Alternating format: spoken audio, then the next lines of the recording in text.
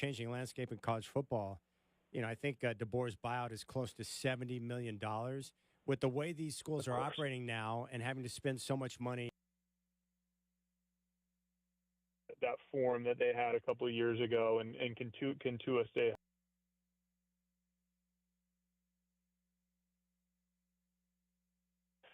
Really great opportunity for young athletes to improve in all.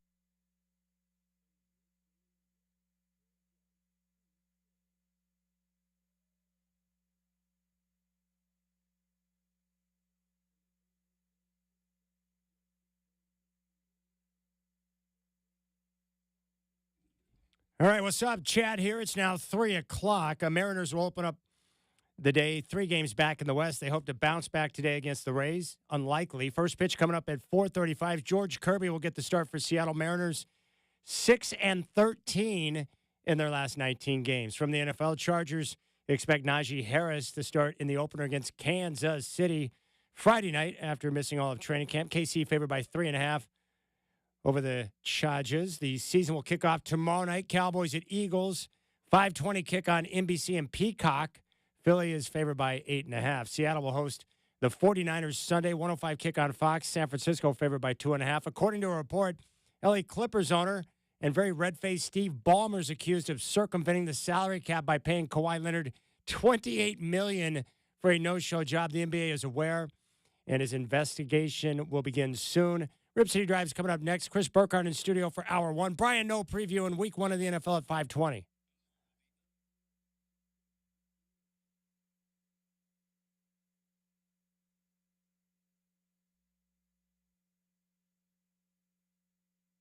Live from the Coors Light Studios, it's time for the Rip City Drive, hosted by the crazy and often irrational Chad Doing. Who's the guy with the foot fetish? Coors Light, mountain cold refreshment. Choose chill. I finally sit here today and I'm like, I think I'm going to be pissed that I'm going to hate him forever. Strap in. The Rip City Drive with Chad Doing starts now.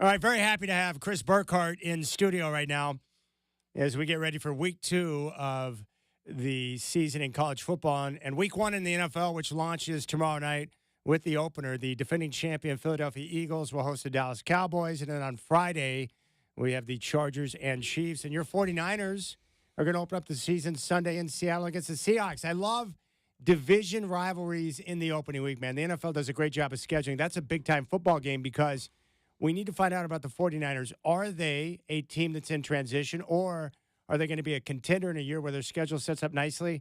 And what about Sam Darnold? Was last year where he was so awesome for Minnesota an outlier season, or is that more of who he is as a quarterback? I can't wait to find out. So many great questions going into Week 1 of the NFL, and we'll get the answers here real soon. I love it. I like it. I like it. It gets you excited. I always am like, I really don't want to play Seattle Week 1, though. I don't want to lose to the Seahawks. But no, it's a great game. Like I said, with Darnold, too, you get to see it was last year a fluke. I don't really think it was, because I think if you go back to how he looked with San Francisco when Purdy got hurt, I thought he looked pretty good in San Francisco, man. The right coaches, right situation, guys can bounce back, and he's going to want a little, a little bounty on those 49ers. Like, yeah, you let me go, guys. Watch this. So, yeah, Week 1, man, storylines. All right, you can join the show on YouTube. Go to youtube.com and pull up our homepage, Rip City Radio 620. Be sure to like and subscribe to the page. You can also listen and podcast the show via our free iHeartRadio app. Michael Shacker is here. Chris Burkhardt is here. I am here. And Brian Noe, Fox Sports Radio. Bino is going to join us coming up at 5:20. Boy, the Ducks, how's this for balance, Burkhardt? 253 yards passing, 253 yards rushing. I just thought it was a well-oiled machine and really the type of game you want to see in that opener against Montana State. That was a very good performance, and Dante Moore was Johnny on the spot, 18 of 23, 3 touchdowns. He looked comfortable out there, maybe like a guy who has had that year of starting under his belt at UCLA and time in the system at Oregon, learning from Dylan Gabriel, being around Will Levis, Will Stein, And, you could see that difference out there, man. I was impressed with what I saw from Oregon. What was your takeaway? Yeah, very impressed. And I think the thing that I took away the most, and it's going to be what they need to get through their conference and get into the playoff, is just utter domination on the front side for the defense. That defense is nasty. Yeah. Nasty how good that defense was. And then offensively, they were winning the battles in the trenches. The knee at the end of the game was the only play of the game that was a net negative yard play. They didn't get hit behind the line of scrimmage once. That's phenomenal. So great when you see an offense where the quarterback's got time to think and operate and be a playmaker. I think what impressed me the most was that running game, because last year the Ducks, they ran the football a bit, but I think their average yard per carry on the season was around 4.5. They were underwhelming compared to what we've seen over the years at Oregon in terms of how they run the football. I think that's going to be critical for them, especially when they play road games at Penn State and at Iowa. So it's nice to see them get back to the ground. And they've got a number of guys who can do it and run the football. But I think as the season develops, Dante Moore is going to be another guy with his athleticism that will put stress on the defense because he can move as well. But running the football is key for the Ducks. And when you have that type of balance, you just become that much more difficult to defend. Yeah, and the thing is, Dante Moore can move. Obviously, Novosad's not super, super quick, but he can move. Luke Moga gets in there. He can move. 12 different players, not just running backs, just 12 different players recorded a carry in that game. And, I mean, then you look at it, too, and you're like, oh, that guy, he's a freshman. That's a freshman. Like, the running game was phenomenal, and they got the job done. And you need that in football, man. You need to keep the defensive honest, right? That's opens up your play-action passes, opens up those downfield plays, everything. But it has been a minute, it felt like, since Oregon's had a solid run game, and I hope this is something they build on because it looked good in week 0. Those two new guys that they brought in from the portal, Isaiah World, who was from Nevada, Alex Harkey from Texas State, like, they are big, big tackles. And then that's the other thing that jumped out at me is when I just look at the players on the field, you can see the work that Lanning has put in terms of recruiting the type of guy that he wants. Big, stout, strong guys, especially on the defensive tackle, where they've really done a good job of improving the interior of the defense. They just feel like a little bigger, a little bit more sturdy, more of a Dan Lanning type of team. Like, you can see what he's trying to construct, but I like the athletes he's bringing in. That line of scrimmage play against teams like Penn State, Ohio State, and the best in the country is critical. And the Ducks in that game against Montana State, you could see the size difference. Like, they were, it was impressive. Yeah, it was. And I mean, that's what you want. I mean, I don't know if you get that in, years past. If you go back to, the early 2000s or whatnot, if a Montana State rolls through, or Tennessee Tech or whatever rolls through, I don't know if you see that big size discrepancy. Yesterday, you saw, on Saturday, you saw like big boy football, and then you saw Montana State, and it was something to behold. And you talk about the lines, Chad, like the thing that really stood out to me in this game in particular wasn't what the running backs did. It wasn't Dante Moore. It was the skill players and what they did when they didn't have the ball in their hands. I mean, you had tight ends pancaking people. You had DeCarrion Moore, who had that block where he blocked that guy for like 15 yards into the end zone to open up the touchdown. And then, I mean, you had all your skill guys getting out there and making plays to make everyone else successful, and that's team football. Yeah, then you bring up a good point. Running the football or being a successful run team, it's not just about the running backs and the offensive line. The receivers, the tight ends, everyone's got to be involved to make sure that those guys have the best chance to spring one, and I thought that was pretty impressive. What'd you make of Dante Moore in his first legitimate start for Oregon?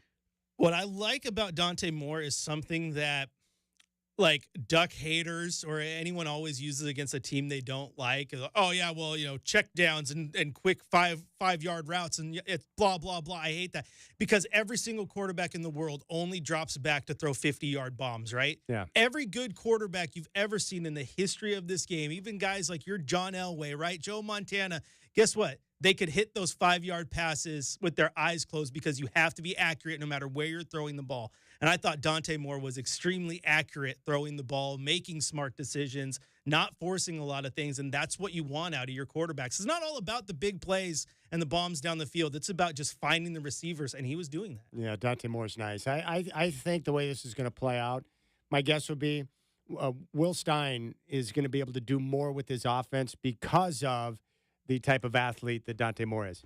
like Bo Nix and Dylan Gabriel are awesome, but Dante Moore is a different type of athlete than those guys, and I think his arm strength is pretty legit. So I'm interested to see how they're going to be able to open it up as the season plays out. And over the next couple of weeks, they're going to keep everything fairly simple because they don't want to show anything before the Penn State game. But I'm excited because I think Dante Moore gives Will Stein a chance to express himself. Yeah, and I also think one thing you get with Moore too, Chad, that obviously you had a little bit with Nix, but you didn't get with Gabriel, and you have to change your offense because of it. Is that ability? Like he can sit in the pocket for longer than Dylan Gabriel, right?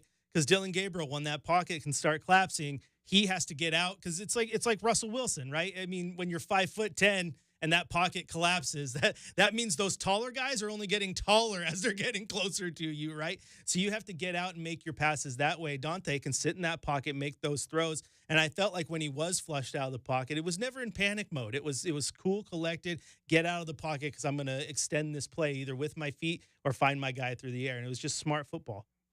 I love it. I'm excited about Oregon. I think they've got a chance to really excel. I thought the other part that jumped out at me, and maybe because we were scarred from what happened last year, I thought the offensive line looked very in tune. New guys, new faces playing together, but the continuity there was much better in the opener compared to what we saw last year.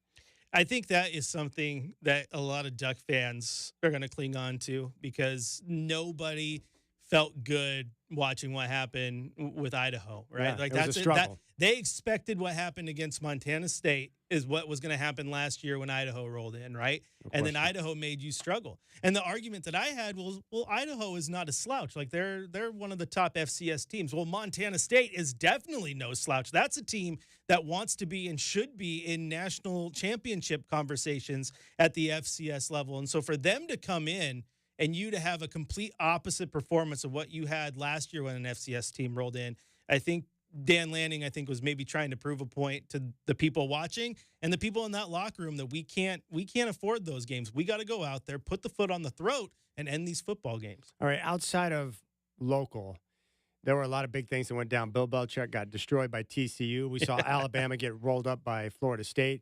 Arch Manning struggled in that game against Texas. Maybe it's somewhere else, but what was the biggest storyline or the one story in college football that caught your eye where you're like, wow? Well, it wasn't a wow, but Mario Cristobal still doesn't know how to manage a clock, and that's hilarious, right? Like they played a great game and looked awesome, and he still almost found a way to blow the game. Yeah, you see the video, he calls time, and then he's like, what? What are you talking about when Notre Dame calls time? He apparently didn't know they had a time. I don't know, like left way too much time on the clock for me. But Mario Cristobal is like a fascinating case in study because he is, without question, one of the great recruiters in the game. Like, he can recruit like no other. Oh, yeah. He is a great motivator, great recruiter. He builds an incredible offensive line that dominated that game against a stout team at Notre Dame. But between the lines for that 60 minutes where he's making decisions, it's like a shot in the dark. Right? It's weird. It's like whistling in the dark. Like, Mario, what are you doing? Oh, my goodness. That was a great game. That was probably the best game that I watched all weekend. The Notre Dame-Miami clash was awesome. And I thought that catch that we saw in the end zone was wild with the extension in the one hand, but that was great. Yeah, that was a good game. The other thing is the Texas-Ohio State. I'm not a big fan of Arch Manning. I think he's talented. I think he has a ceiling that's about as high as any quarterback we've ever seen. I hate the fact that people are like going in, Heisman favorite, potential #1 overall pick for a guy that we've seen throw like 30 passes his entire career. Go prove something. So I kind of like that Ohio State put the clamps on him. The weird part is that at one point, I think he had more commercials airing during the game than he did completions. That's pretty wild. That's wild. I was like, whoa, Arch, they unleashed all the commercials. And I'm like, how many completions does he have? One? Yeah, that was a rough watch. That was brutal. And yet there they were, Texas, with a chance at the end to still win the game. They just couldn't get over the hump. I was impressed with Julian Saint. I thought he managed the game well for Ohio State. And their defense, they've got some guys, man. The Buckeyes are legit. Yes, I would agree. All right, we'll come back. Chris Burkhardt in the studio. Brian O is coming up at 5:20. We will discuss and get into the comments made from Mike Gundy. What's he really trying to accomplish there? We'll hear from Dan Lanning. We appreciate your time. You got the Rip City Drive on your home of the Blazers, 620 Rip City Radio.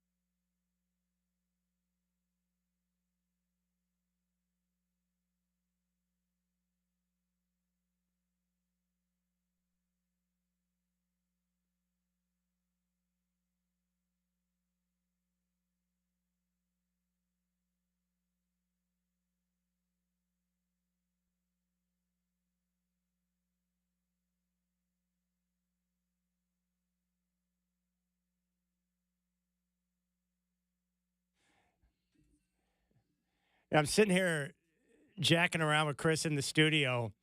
I had to walk down the hallway and talk to someone real quick. Chris ran out of the studio. And so I pulled out 4 different types of nutrition bars, and I said, hey, Burkhart, you get your choice. Which one would you like? He selected the one he wanted. And I'm in my own world, and all of a sudden I hear some music in the background, a little Bad Company. And I'm like, are we back on air? And Shacker just shakes his head like, yeah, get your ass on the air. Man, I would have told you, but I didn't want to interrupt getting snacks, man. No, I understand. All right, Chris Burkhart is hanging out for the first hour, which is really awesome.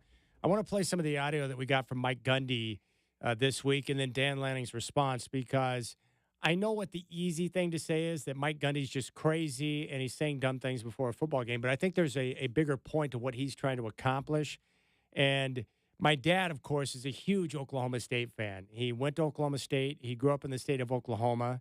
He went to college there, ended his graduate work all at OSU, and he and my parents lived in Stillwater for a few years until he was done, and they ended up moving to Tulsa. And I asked him, I'm like, Dad, do you want to go to the Oregon game this weekend? I would have gotten tickets and driven him down, and we've been down to Autzen before, and we like watching football together. But he had no desire to go to Autzen this weekend for the game because he did not want to be around Duck fans as Oregon's just smashing OSU's face into the turf. Like, he doesn't want that in his life. He's like, oh, no, I don't need that. I'd rather just stay home and watch the first quarter. When it gets out of hand, I'll flip to a different game. That was his philosophy, and that's what he wants to do. All right, that's fair. I would have taken the tickets, but I know. I respect the way my dad operates. So if that's what he wants to do, that's fine.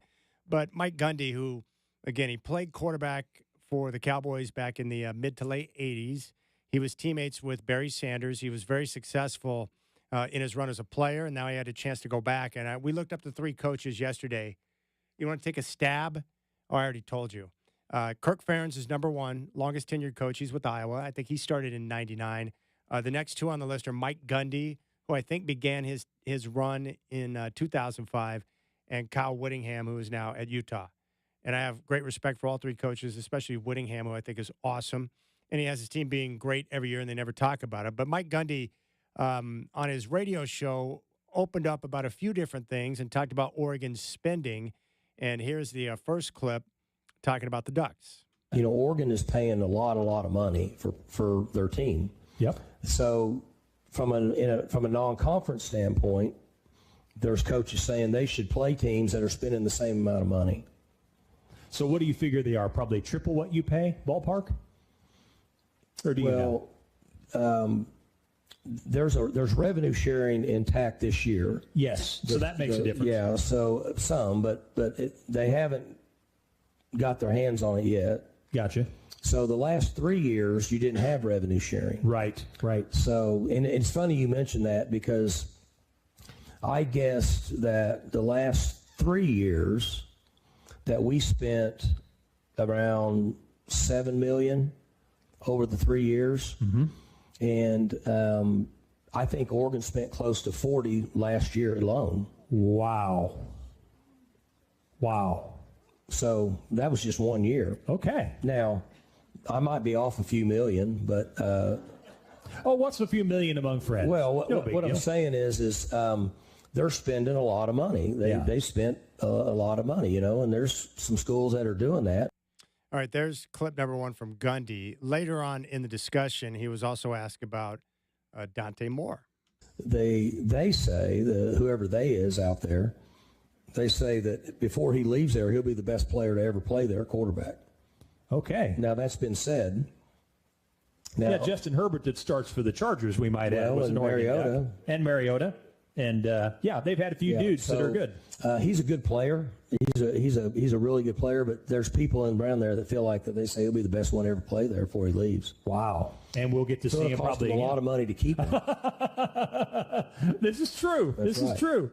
All right, there's Gundy. So a couple of different clips, and made sure to go out of his way to talk about the money that is being spent by Oregon on their roster.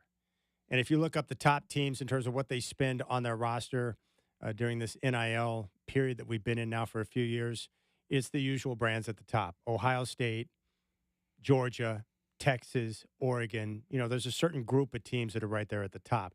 So when you heard the comments from Gundy, what was your initial reaction, Burkhart? Well, typical Coach giving another coach some bulletin board material there, but he's not wrong. I mean, he's not wrong. I think the one thing that I don't like is when he says, maybe they should schedule teams in their non-conference that are spending as much as they are. Well, I guarantee UT Martin isn't spending as much as Oklahoma State is, and he had no problem playing them last week. So you got to understand the landscape there too, buddy. Yeah. Dan Lanning, he was asked about the comments that we just played from Gundy. And, Dan Lanning in his own style took a couple of shots. He wasn't happy about it. Here's what Lanning had to say. There is listening to him talk. Like I said, I got a ton of respect for Coach Gundy.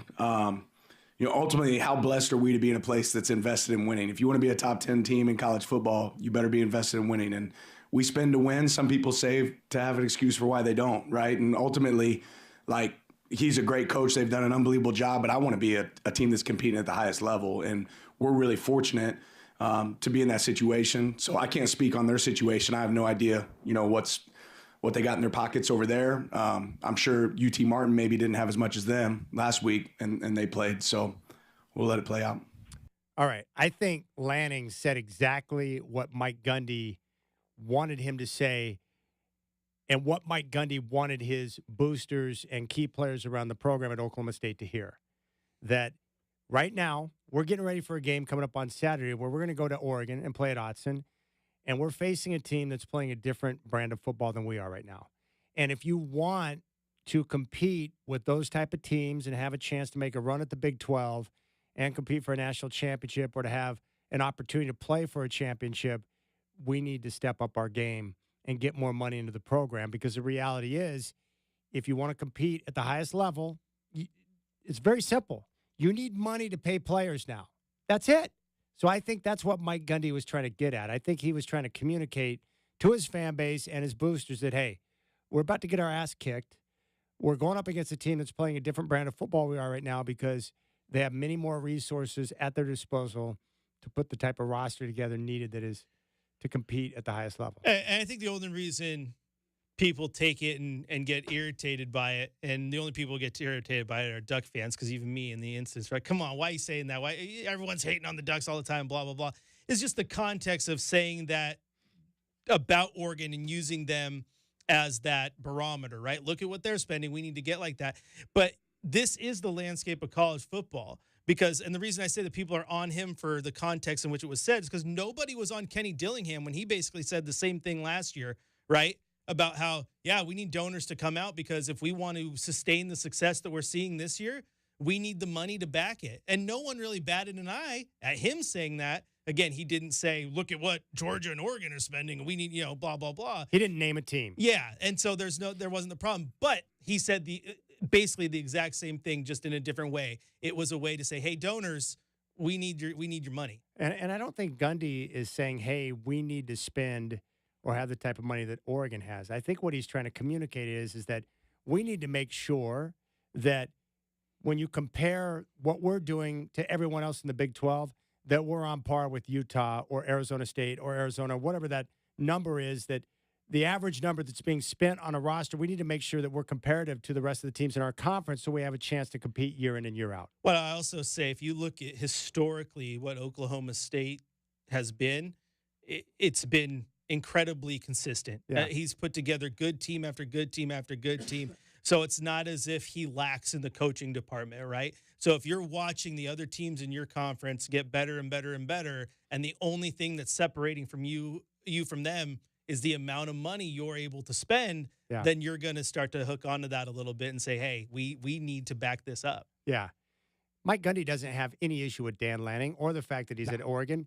Any coach, if he has a chance to go to a school with those type of resources, is absolutely going to jump on it because you know that you're going to have the backing that you need to be able to put a proper roster together. I heard an interview with who's that country guy with the podcast? Isn't that Theo Vaughn? Yeah, Theo Vaughn. Theo Vaughn. He had Ole Miss's head coach Lane Kiffin on his podcast, and they were talking about NIL. And I really like Lane Kiffin because he speaks pretty openly about different things. But he was talking about recruiting and the differences today compared to 5, 6, 10 years ago. And he said that, in previous years before NIL became a factor, when you would go into a household to talk to a recruit, that you would have parents that would ask a lot about the school, about the program, about education, about what type of, man they're going to become when they're finished playing their football at such and such school. But now the conversation starts with one simple question. What's the number? That's it. What's the number? That's coming from the player and from the parents. What's the number? And if your answer isn't somewhere in the ballpark of what they believe that number should be, then they're done with you. The conversation ends. There's no more talk about education or school or anything like that. And not that I have necessarily an issue with that. It's just the nature of the business. But Lane did say it's harder to kind of focus on things that are important for youngsters when they're all focused on just one thing, money. Yeah. The number.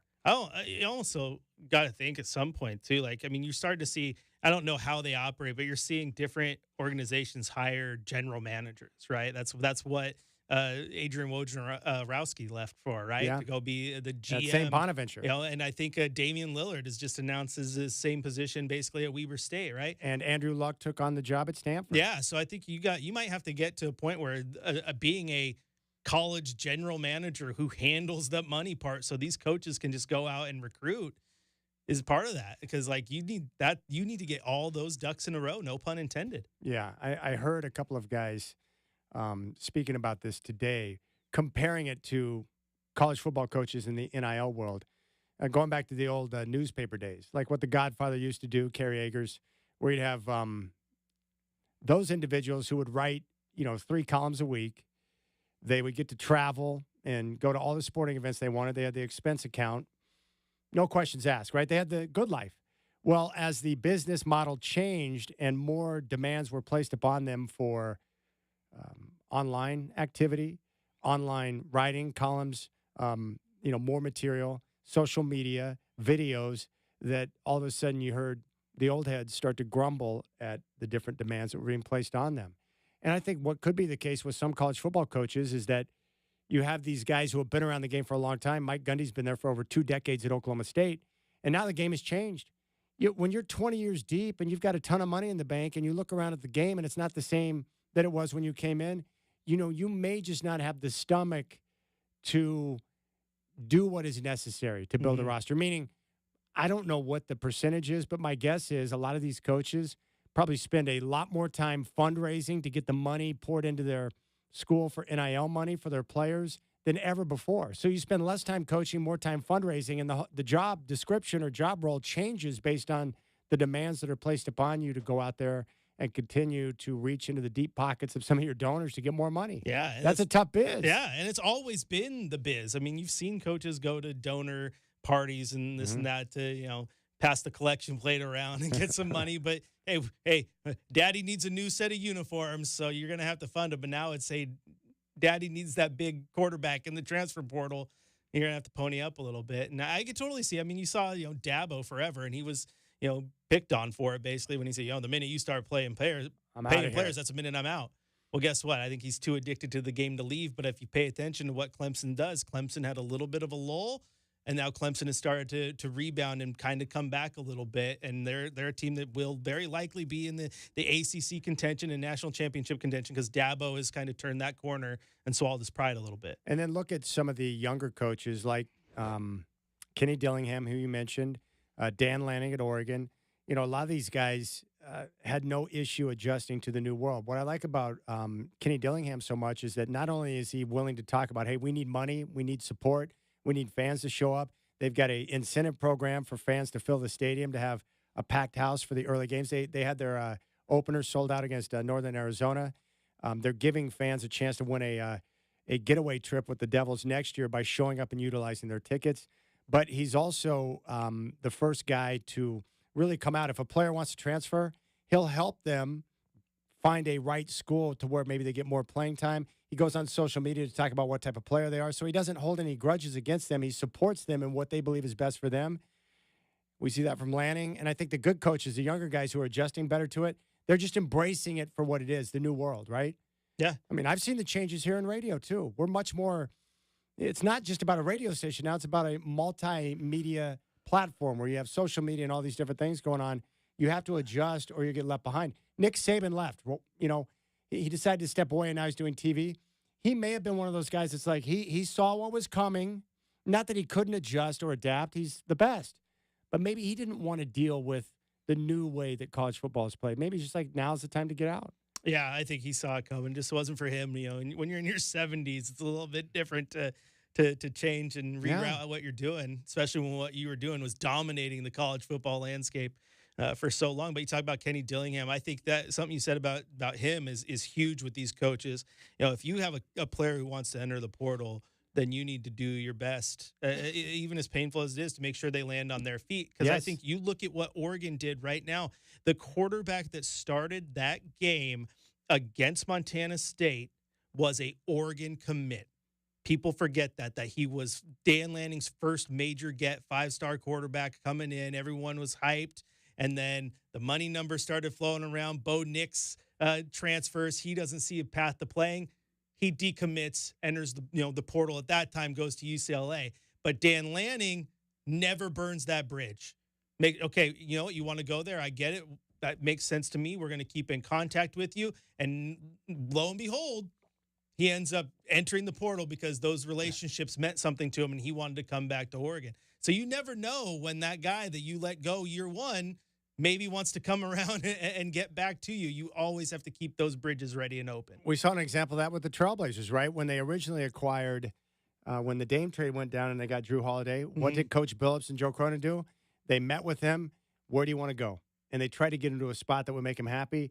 Well, then a couple of years down the road, you end up getting him back, and he wants to be here because he's got a good relationship with two guys who took care of him. Yeah, and basically talks about how much it meant to him that they were willing to take care of him first in that situation. So those things matter, and it's all part of the evolving world of being a coach. It's not just those X's and O's; it's all the other letters that lead up to those, man. Well, with all that said, I don't think Lanning will have any issues motivating his crew for the game on Saturday, will he? No.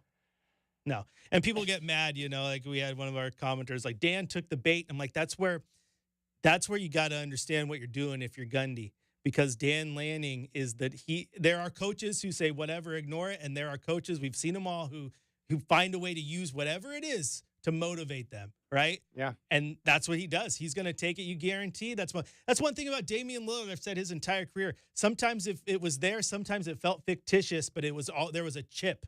Always something on his shoulder motivating him and pushing him. And Dan's the same way. They do it. They're doing for clicks. We're doing for wins or whatever. Like, it's always something. And Gundy kind of gave him the food there. I don't think he took the bait. I just think he took the free meal. All right, Chris Burkhardt in studio. Brian Noe, Fox Sports Radio, coming up at 5:20. You got the Rip City Drive with Chad doing on your home of the Blazers, 620 Rip City Radio.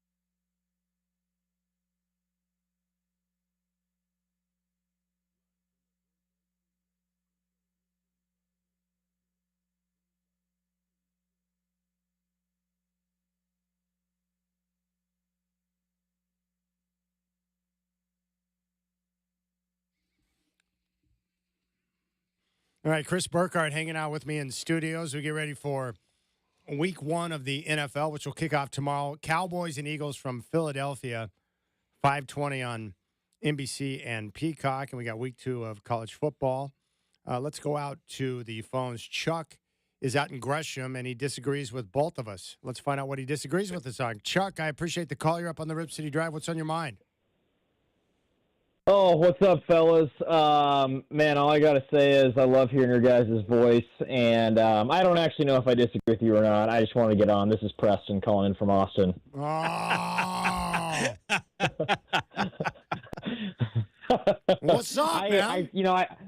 What's up, guys? Dude, I don't know.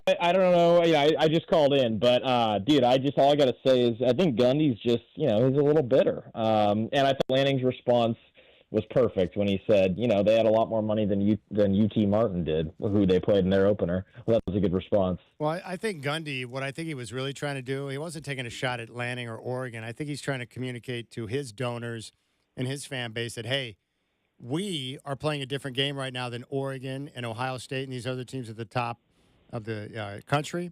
If you want to be a real-time player and have a chance to compete for conference titles and championships, we need more money, and you got to have more support for the university. I think that's what he was trying to communicate. And, he doesn't begrudge Lanning for being at a school that's willing to spend big dollars. I think Gundy was trying to communicate to his people, like, hey, you got to step your game up or we're going to get left behind. Yeah, that's a really good point. That and the fact that he knows they're probably going to lose by 40 this weekend. He was kind of building in the excuse. They're on a backup quarterback who's a true freshman playing at Autzen. That's not going to be easy. But yeah, I agree. Kenny Dillingham, I know you're kind of an Arizona guy too, Chad. Like Kenny Dillingham does this all the time. He said something about also like not having enough money in the NIL race, and also about having to stay in hotels hours away from their visiting campuses, and how they have to spend money to get like extra food for guys who have dietary restrictions. So Dillingham does the same thing too. Yeah. You're basically talking to your own donors through exactly. Those and what Burkhardt brought up a good point is that Dillingham said the exact same thing that Gundy did. The difference is Dillingham did not attach a team's name to it. He didn't say, well, Oregon's spinning this or Georgia's spinning that. He was just making the point that we got to be like everybody else if you want to have a chance to compete. But the problem is when you put a name to it, like Oregon, their fan base and their coach is going to take exception to that. But I understand what Gundy was saying, and you're right. I heard Dillingham say that. They're staying an hour and 15 minutes away from the stadium in Mississippi this weekend because it's the only hotel without a casino. Yeah, exactly. And I mean, Bama's going through right now too. Like A.J. McCarron, their former QB, I think he won a natty with them in the 2010s with Saban. He was on a podcast or a radio show, and he said that he thinks Bama spends 18 to 20 million a year on their roster, and a lot of the best teams spend like 40 million right now. So Saban saw this coming. Saban was like, okay, we'll have about half the budget that Texas, Ohio State, Oregon, Georgia do. Like, this is not going to go well. I think that's the reason why fans are. I mean, they're obviously mad at Kalen DeBoer, but like not insanely mad, because I think a lot of them know that Bama has like half the war chest that Texas does right now. It's crazy, but they do. So I guess that's just kind of where the sport's going until Saban fixes it. Well, I just want to know why Preston will call into the radio show to talk to us, but he won't answer when I call him earlier. Dude, I was doing some media stuff myself. I was doing some podcasting. Okay, that's fair. But, that's absolutely fair. But I do need to catch up, man. We need to catch up. I miss, like, it was a Friday. Last Friday, I was sad. I was like, why am I not calling a high school football game at Westland High? I saw Westland hosted like a team from Hawaii and beat up on them. Yeah, I follow all the OSAA scores, the OSAA riders. I was like, why am I not calling a high school football game on 620 with Burkhardt right now? Maybe we can sometime down the road do it again, or for a playoff game or something. But I'm missing the high school stuff, man. All right, so what was your take on Oregon's first game against Montana State? Primarily your thoughts on Dante Moore. Oh, good question. Yeah, I mean, I think it was probably just like a sigh of relief that he didn't look like DJU. I think I was basically like, all right, because you look at the spring game, and also, I mean, last year's spring game with Dylan Gabriel in it was really clunky too. It was really like, whoa, is he Like, how is he going to be? Because he looked really clunky in the spring game. But I think they just kind of hide everything in the spring game or most things. They don't want to give away any of the secrets, any of the playbook, et cetera. And so when you saw the spring game this year and Dante Moore looked fine but nothing special, it was kind of like, okay, is he going to elevate the team or is he going to be kind of a game manager? But, you know, as long as he didn't look like stiff/bad, I was going to be, as a Duck, I was going to be happy. Obviously, we won't really know how good he is or how good the team is until Penn State. But as long as he didn't look like DJU, I was going to be good. And he looked pretty sharp. He looked pretty sharp. How nice is the eye candy at a game down at Austin? I mean, it is. Oh gosh, how do I say this in an appropriate manner? I don't know. The eye candy's great, Chad. The eye candy's great. I'll just keep it at that. But okay. I'm a taken man these days. I've had a girlfriend for about a year, so I'm not looking. I'm just doing the reporting. Okay, I appreciate that. I'm not trying to get you in trouble, my friend. Well, dude, it's great to hear your voice, Preston. Yeah, dude, likewise, guys. I can't wait to keep hearing you guys, and our division this year is going to be fun in the NFL. I think the Broncos are going to be great. Obviously, I'm a Chargers guy. Chargers, Chiefs. Hey, dude, how about having freaking that. Andy Reid, Sean Payton, Pete Carroll, and Jim Harbaugh in the same division? It's absurd. Dude. And the Walmart ownership group and Tom Brady as an owner. I mean, it's just like that division's amazing, man. I mean, I'm kind of hoping that Geno Smith just totally craps out, because otherwise there's no easy win in that division. Well, dude, you can call in anytime. I told you I'm going to have you on the show to talk ball, so I'll be in touch to bother you real soon. Yeah, dude, I was at Oklahoma. I was in Norman this weekend. I was at your old stomping grounds. I can't remember if you were an Oklahoma or Oklahoma State guy. No, my dad went to Oklahoma State. I'm an Oklahoma Sooner, and I used to get mad at him because he's like, "Hey, you want to go to the game this weekend?" I'm like, "Yeah, the Sooners." He goes, "No, the Cowboys." I'm like, "Dad, I'm not going. That sucks." Well, I checked out Norman this weekend, so crossed it off the old. How nice was Norman? How'd you enjoy it? Dude, it was great stadium. They have like that whole Heisman lawn. They have, whatever it is, 5, 6, 7 Heisman winners with their own statues. So you could feel the history there. I Barry Switzer Hall and everything. Walked around that. And yeah, I did a little more reading into Barry. I was like, why did he leave Oklahoma? He was running that sport, and it turns out, he was paying a lot of players under the table, and that's okay. I mean, he was just ahead of his time, But it was a great experience. Seriously, it was. Like, Norman is. You can see why they're all in on college football there. I think it was sold out, 87,000 people for awesome. A game against kind of like a random team. So we'll see. They got Michigan this weekend in the primetime game. So it's going to be a good one this weekend, dude. Preston Highfield with us, man. Have a good one. We'll talk soon, brother. Yeah. All right, guys. See you soon. All right, there's Preston Highfield. Jeff in Vancouver, stay there. I want to get your take on the Hawks and 49ers. We'll do that next. Chris Burkhardt. I mean, you're welcome to hang out. It depends on when you want to go, so that's up to you. Oh, guess I'm staying then. All right, he's going to hang out. Chris Burkhardt's with me. Michael Shacker's here. We'll get to Jeff in Vancouver coming up next. You got the Rip City Drive with Chad doing on your home of the Blazers, 620 Rip City Radio.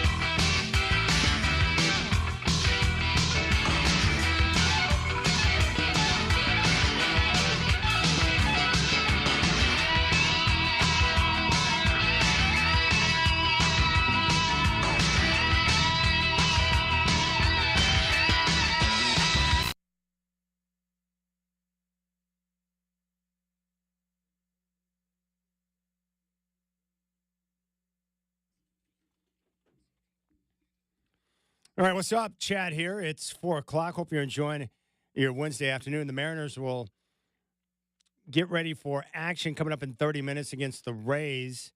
George Kirby will get the start for Seattle. The Mariners open up the day 3 games back in the West. They're only 6-13 in their last 19 games. From the NFL, the Chargers expect Najee Harris to start in their opener against Kansas City Friday night. He missed all of training camp. Kansas City favored by 3.5.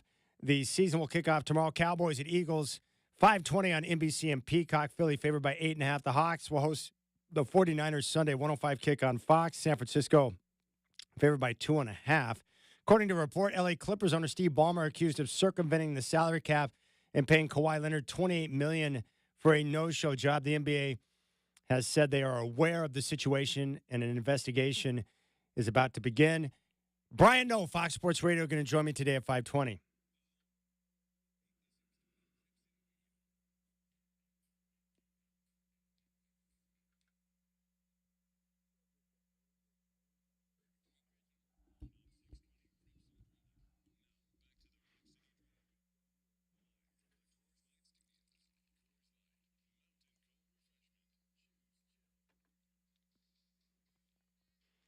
All right, I believe that Jeff in Vancouver, I think he might be a Seahawks fan. You're a 49er fan. He wants to predict and talk about that game. What a great opener that is. Big division rivalry, week 1, 105 kick on Fox, Seahawks and 49ers. Let's go to Jeff in Vancouver. Jeff, what's up, my man? What's your take on the game this weekend? What are you thinking? I don't know how San Francisco is set by 2.5 with all their injuries and it being in Seattle.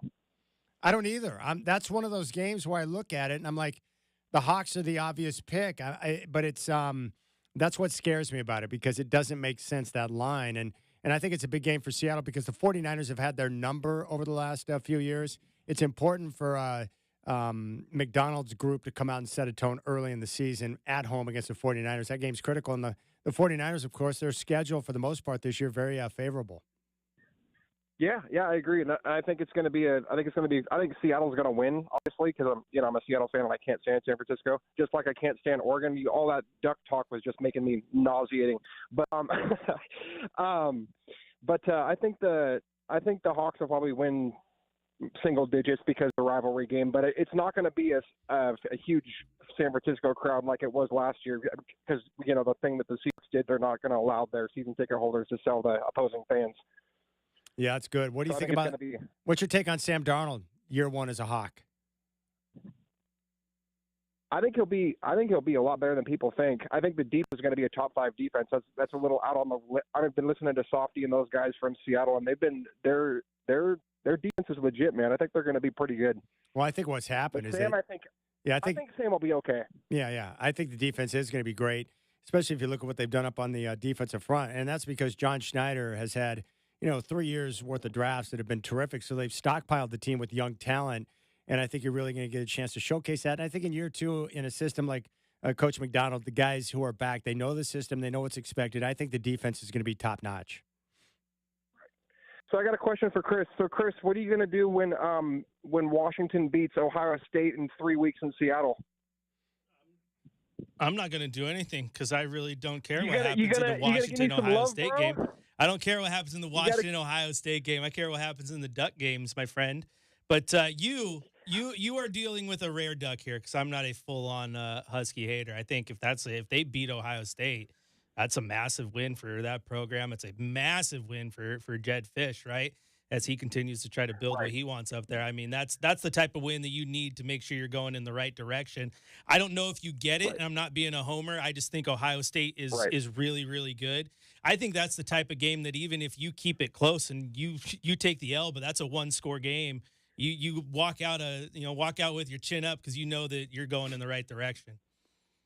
Right, and it might be a little bit of a homer take, but I just think that game's already sold out. They got to come across country. You got a freshman quarterback into Husky Stadium. You guys know how they play at Husky Stadium when it's that loud. I mean, it's one of the toughest places to play in the country. Well, here's the thing. here's the thing, with all due respect, too. Like, again, Homer is you being a Homer is absolutely fine, because as a Duck, I want to be a Duck Homer too. But you could sit here and we could talk about the rivalry all we want, but you're dumb if you think that Autzen, as a Husky fan, isn't one of the best home field advantages. But you're also dumb as a Duck fan if you think that Husky Stadium is not a massive home field advantage. Ohio State going into there, 70,000 people, especially ever since they took that dumb track out and actually, let fans get close to the field. I mean, I've been to many games at Husky Stadium before, many of them when I was in the Oregon marching band, and it was pretty scary when you're wearing nothing but Oregon Duck gear, even your shoes are Oregon Duck shoes. But no, that's a big home field advantage. And you're right, a freshman quarterback, he's going to be tested. And I was actually quite surprised, and I won't take too much of your guys' time. I was actually quite surprised. Jed Fish was able to sell out the first game of the year last weekend on an 8 p.m. kickoff, which usually is unheard for Husky fans because, a lot of the West Coast fans don't like going to 8 o'clock games. But I was really surprised that he was able to get. I think they might be. They're not going to be. I don't think they'll be a contender in the Big Ten. I think they're going to win probably 8 games, maybe, if that. I just want to be undefeated. We have. I don't know if you guys know, we have the second best. Active streak in college football right now, and an undefeated streak at home. I think it's like 22 straight games. Yeah, that's pretty good. You need, do yourself a favor. I'm a big fan of Jed Fish. Do some research on him and just look at his experience and the different coaches he's had a chance to learn from. Man, it's pretty remarkable the type of guys he's been around. Yeah. Right. And as a Dog fan, I feel no sorrow for Kalen DeBoer. That dude got up and left during went and did what he wanted to do. Met with Bama during the championship week, and he should be thanking Michael Penix for his job at Bama. Yeah, hey, I'll tell you this, man, and I really hope as a Duck fan that Dan Lanning does what he says and he continues to stay at Oregon. But the thing is, I really hate, especially when you're at Washington, you leave, you go to Alabama. Right. Why do coaches not just understand, you know what, I can sit here and make this program that I'm at right now just as special as Alabama. I can make it special because look at what I'm doing. And I don't like any coach who leaves for greener pastures, my friend, because they're not always greener. Make your own grass green, man. Water it. Watch what happens. Yep. And we know what happened to Brian Grubb. He went to the Hawks and he got canned. Now he's with his boy at Bama. They'll probably both, if they don't hurry up, they might both get canned. Yeah, that's crazy. All right, they got to get it going. We appreciate it, man. Have fun watching the game this weekend, buddy. The reason why those guys leave for those type of jobs is because they're not you and I. They're ultra competitive and they want to test themselves against the best. I get it, but I'm also like, why not become one of the best? I mean, what was Alabama? I mean, yes, Alabama had their long storied history, but what was Alabama before Saban went in there, man? And then Saban again made that program special again. You can make and that's when you're all like, oh, it's hard to recruit to Eugene, the middle of nowhere, Oregon. Yeah, well, they've had no problem recruiting to the middle of nowhere, Alabama. I just don't know how you say no to one of the premier programs in the country. If Alabama comes a knocking, you got to sit down and listen. I don't know, but I know that coaches. Because if you win in the SEC, you'll go down as one of the best. That's it. That's it right there. That's what it comes down to. See, my competitive nature. Doing it at Washington is not the same as doing it at Bama. See, but my competitive nature tells me I can't make Washington that damn good too, and make everyone else be a tier 1 team or here with Oregon or Oregon State or any of these. It's like Jonathan Smith. What makes Michigan State that much better than Oregon State? I get the whole conference thing, and there's reasons, but I'm saying you can make where you're at special too. Well, the Jonathan Smith thing, I think, is pretty obvious. Obviously, I'm just saying. Yes, he could have.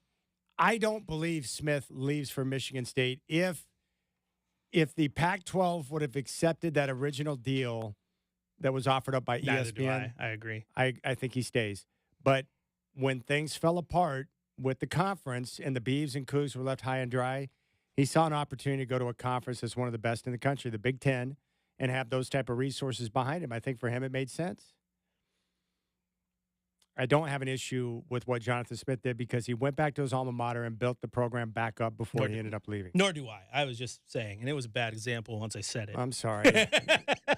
That's just one that I think the criticism Smith received for leaving was, I just don't like it because he came back and built the program up. Yeah. And then the conference fell apart, which was not his doing, and he had a chance to join the Big Ten. I don't blame him for that. But the problem is that there's no easy way based on the hiring cycle for any of these coaches. DeBoer having to meet with Bama before the title game, Jonathan Smith having to meet with Michigan State or talk to them before the end of the season. They're set up in a position of where it's not going to work. We saw it with Jake Dickert at Washington State. I just saw a clip from DeBoer's wife when she got the call that they were going to go to Bama because the deal was done. She gets a call from her husband. So Kalen calls her and says, hey, it's done. We got to be on a plane in 3 hours. Well, they only had purple-colored clothing, right? So she went to Nordstrom in downtown and needed to pick up something with crimson on it, right? So she got Kalen a crimson tie, and she bought some type of crimson shirt. So she went up to the counter, and the person who was working the counter or working with her at Nordstrom knew who she was and said, he said, these aren't purple. And she goes, these are red. And she goes, well, actually, it's crimson. And she rung it up, and he said, thank you for everything you and your husband have done. Good luck. He knew what was going on. Without even asking, he knew what the deal was. That's pretty. Oh, my goodness. I was thinking more about Bill Belichick. I didn't expect them to beat TCU in that opener, but I didn't expect Bill Belichick to get completely undressed. But the more I think about Belichick, and what is he, 72 years old now, and he's got the 24-year-old girlfriend, like, is he one of those guys that's becoming like the crazy grandpa or the crazy uncle where if he wasn't the most successful coach in NFL history, someone would step in and be like, what are you doing, man? Right? Like, I think he's lost his mind. It might be, and I do think he's trying to set up his son for a coaching gig, right? I mean, that one makes sense. But, I mean, welcome to your realization here that life's different in college football. I think, what was the stat? He the amount of games he lost by 45 points in his entire tenure. It's the biggest defeat he's ever suffered. Yeah, 0, and here he is. But you're realizing that one thing I love about the NFL, but I also hate it, is the fact that the NFL is so buttoned up. Like, you could take the worst team in the NFL and they can win on any given Sunday, right? Yeah. More likely than not, they won't, but they can win because the talent gap is minimal. From the top, if you take Philadelphia and you take the worst team, which might be, let's say, the Saints, the talent gap is not that significant. No. I mean, when a bad team, they can still beat you, right? As we're in college football, that talent gap can be massive. And that's what that was. There's a talent gap between TCU and North Carolina right now. And now Bill Belichick has to fix that by doing something he's never done. And that's, recruiting? What's this all about? Like, it's going to be a real hard Chapel Hill for him to climb. And they came in, he and his group with Michael Lombardi and company. They were pretty arrogant, thinking they had the whole thing figured out. But it's going to be tough because it's going to be tough to get the talent. Again, North Carolina's in a similar situation as Oklahoma State, where you need players to be able to win and compete against the best teams in your conference. The question is, can he secure those type of guys? And if we're being honest, he didn't exactly do a great job of drafting towards the end in New England either. Yeah. Also tough, too, when if you're, donors, if they're putting into a pool versus are they putting money towards specific programs, right? Because especially at that place, I think all those donors will be like, I don't care how football is doing. I need basketball to win a national championship because we're a basketball school. I think that makes it even harder for that team to be good. All right, Chris Burkhardt is here. Brian Noe coming up at 5:20. You got the Rip City Drive here on your home of the Blazers, 620 Rip City Radio.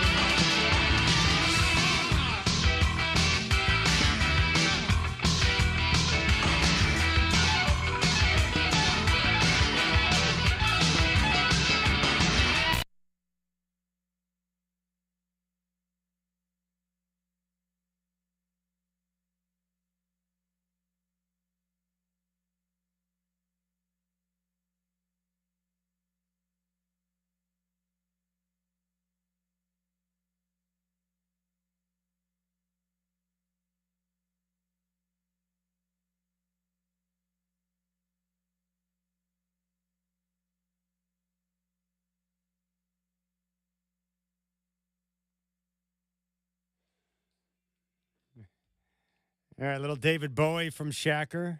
Appreciate that. Oh, I got the game. I now have NCAA 26. I got it for my birthday, and I played my first 2 games, and it is a terrific game. It's very similar to last year's game, but you can tell there are slight improvements. The playbook for the team that I play, Arizona State, is very similar, so I like it. I started my dynasty. I'm 2 games in, and I'm excited to get things going. It's good. I almost lost my mind, though, because I get the gift, and it's just a little card that says NCAA 26. And when you buy it from a retailer like Target, you get the redemption code where you plug it into Microsoft and it downloads on your system. Well, my mom threw away the original receipt that had the redemption code. So I called the customer service number. The guy I talked to from some different country couldn't produce the number for me. So I went to the original store where it was purchased.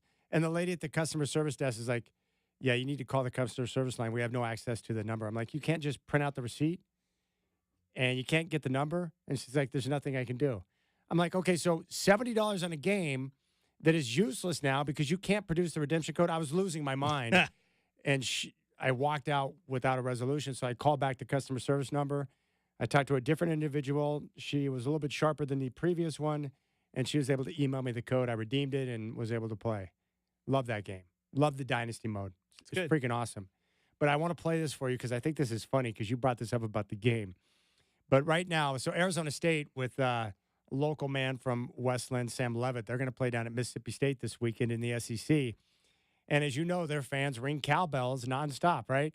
So right now, Kenny Dillingham at practice has got different people rolling around just doing nothing but ring cowbells to help simulate what the players are going to go through. Take a listen to this.